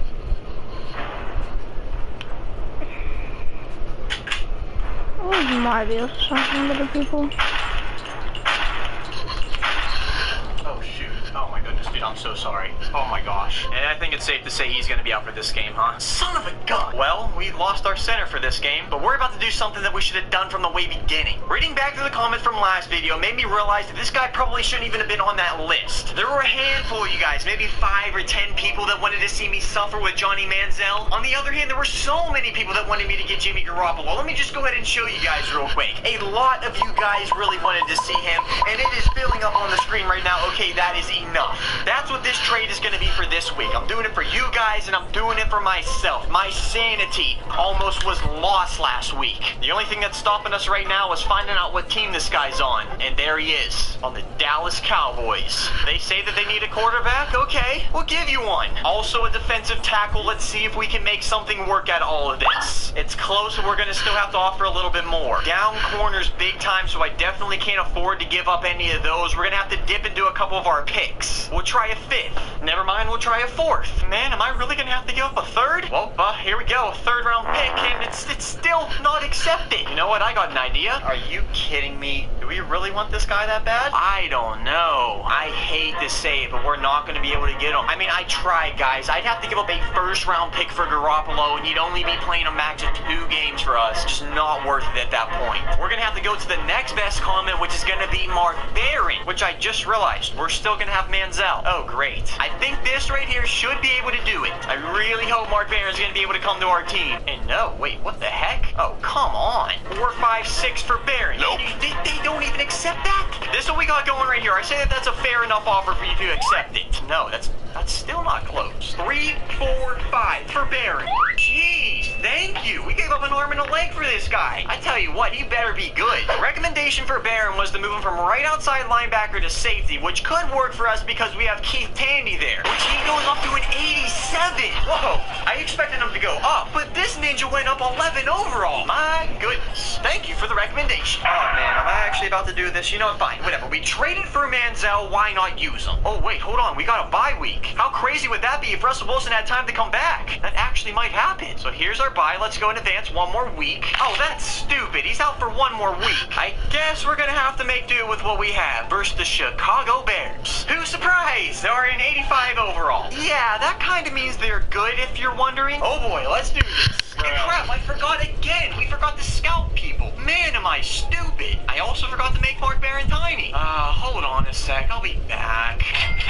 So now we're ready to go, and all of a sudden it goes from a sunny day to raining. That's how this game's gonna go, huh? With Money Manziel? Yeah, probably. Let's start it off with the opening kickoff from Matt Bryant. It's a short one, but if our special teams defense is ready for it, we'll be able to stop them where we need to, which we don't. Yeah, this game's gonna be bad. The first thing that I always like to look for is what quarterback that each team has. They have Carson Wentz. It's gonna be back-to-back really young quarterbacks that we're gonna have to try to contain. Last week was Jimmy Garoppolo. This week, probably a bit of an upgrade with Carson Wentz. On 2nd down, another handoff. Who is their running back? They have Mark Ingram. Okay, and they have a fullback that likes to run and get 1st downs. And nobody's in the middle, which means somebody's going to be open on the side. I can't believe the Chicago Bears are nearly at midfield already. Oh, and we almost got with the cheese on defense. But this quarterback, man, he's actually playing like a veteran right now. And coach, what are you doing? You're actually wearing a beanie in the rain.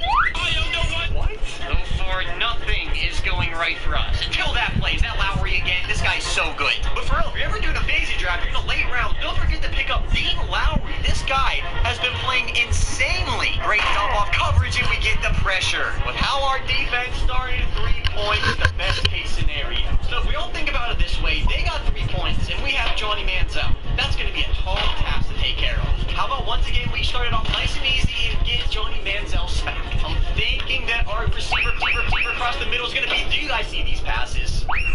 Are we really going to start this crap again? A wide open receiver and he throws it in the dirt? Oh man, I swear if he misses this throw right here, we're going to take him out. If he doesn't, and we're going to be a 4th down away from picking up the first. Guess what? We're catching him off guard. Wide receiver 4. Let's go. Oh, tell me that this play is going to work. We got him. And we actually did. Yes, it paid off. I mean, hey, if the hurry-up's working there, why not keep him going? This time we're going to hand it off to the beast, David Johnson. So realistically, is there any way that we're going to be able to get out of this game with a win? I mean, honestly, I'd probably take a tie. Cancel the play action just in case if they bring a blitz. Slide the line to the left. It's going to be Larry Fitzgerald, and oh, he throws it from the back foot. That might be the only way that this guy knows how to toss a football. Honestly, that's all that this guy did in college. If it wasn't for his sick receiving core, this guy probably wouldn't even be in the NFL. Oh, and see, I told you. What we can do here is look for a tight end probably. Yep, we're going to get him. Okay, the short passes at least are accurate. We're not even going to start thinking about them long to medium range throws. And why is he still wearing a beanie? First off, as ugly as can be. And I don't know, I don't think I'm ever going to be able to get over the fact that it's still raining outside. This one is Char West, and I think we're going with a lead blocker. And yes, we are. What a play call. The fullback screen across field, and it works for a 55-yard touchdown.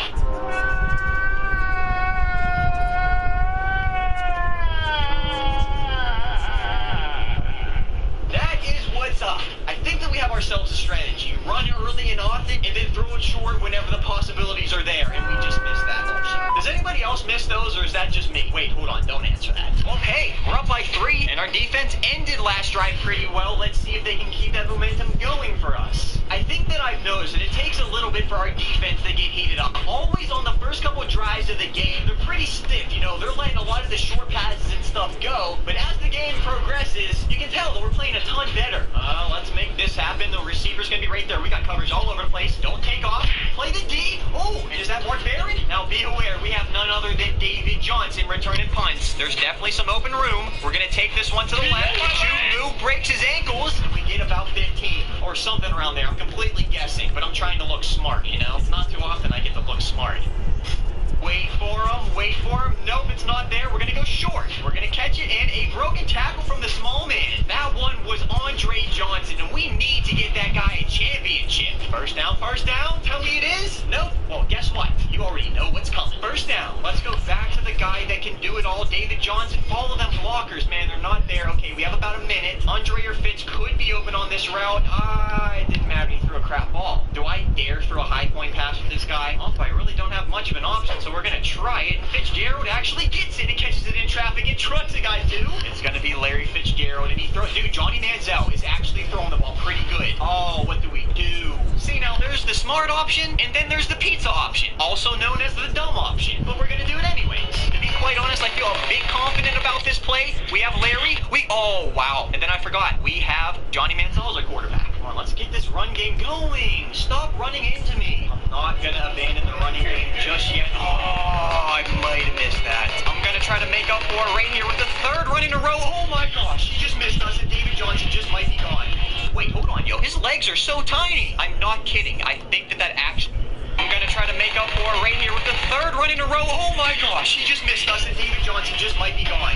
Wait, hold on, yo. His legs are so tiny. I'm not kidding. I think that actually slowed him down. Because, hear me out, nobody, absolutely nobody, is catching up to David Johnson. That's actually a theory that we might just have to put to the test. Okay, we're going to take a huge risk. The timing route. The Fitzgerald, and he gets it. With a money throw from none other than Money Manziel. And a great catch, by the way, from one of the greatest receivers of all time. We're going to have him again. The breaking route. And Meredith this time comes down with one. We do have West on the field. I audible to a run play. Will it work? Wow, our center got killed. And that's probably because our starting center got shot.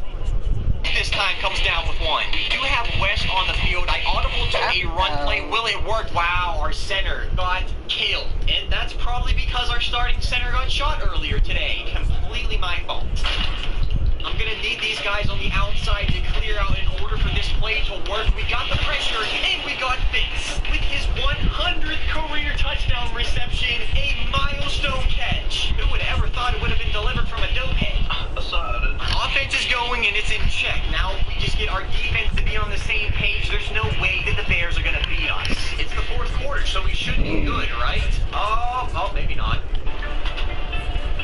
On fourth down, there will be a punt from the Chicago Bears, and it goes deep into the back of their own end zone, but David Johnson still decides to get the ball. He's going to run it to the right. He sees more defenders over to the left, but passes them up along with a missed dive, which opens up more room on that right side. David Johnson swerves close to that sideline along with another missed tackle. And with nothing but the end zone ahead of him, David Johnson's going to run it all the way for an insane and incredible punt return touchdown, which just might seal this game up. Game over. Bang! Here is the game. On fourth down, it's not the game. Okay. I mean, it's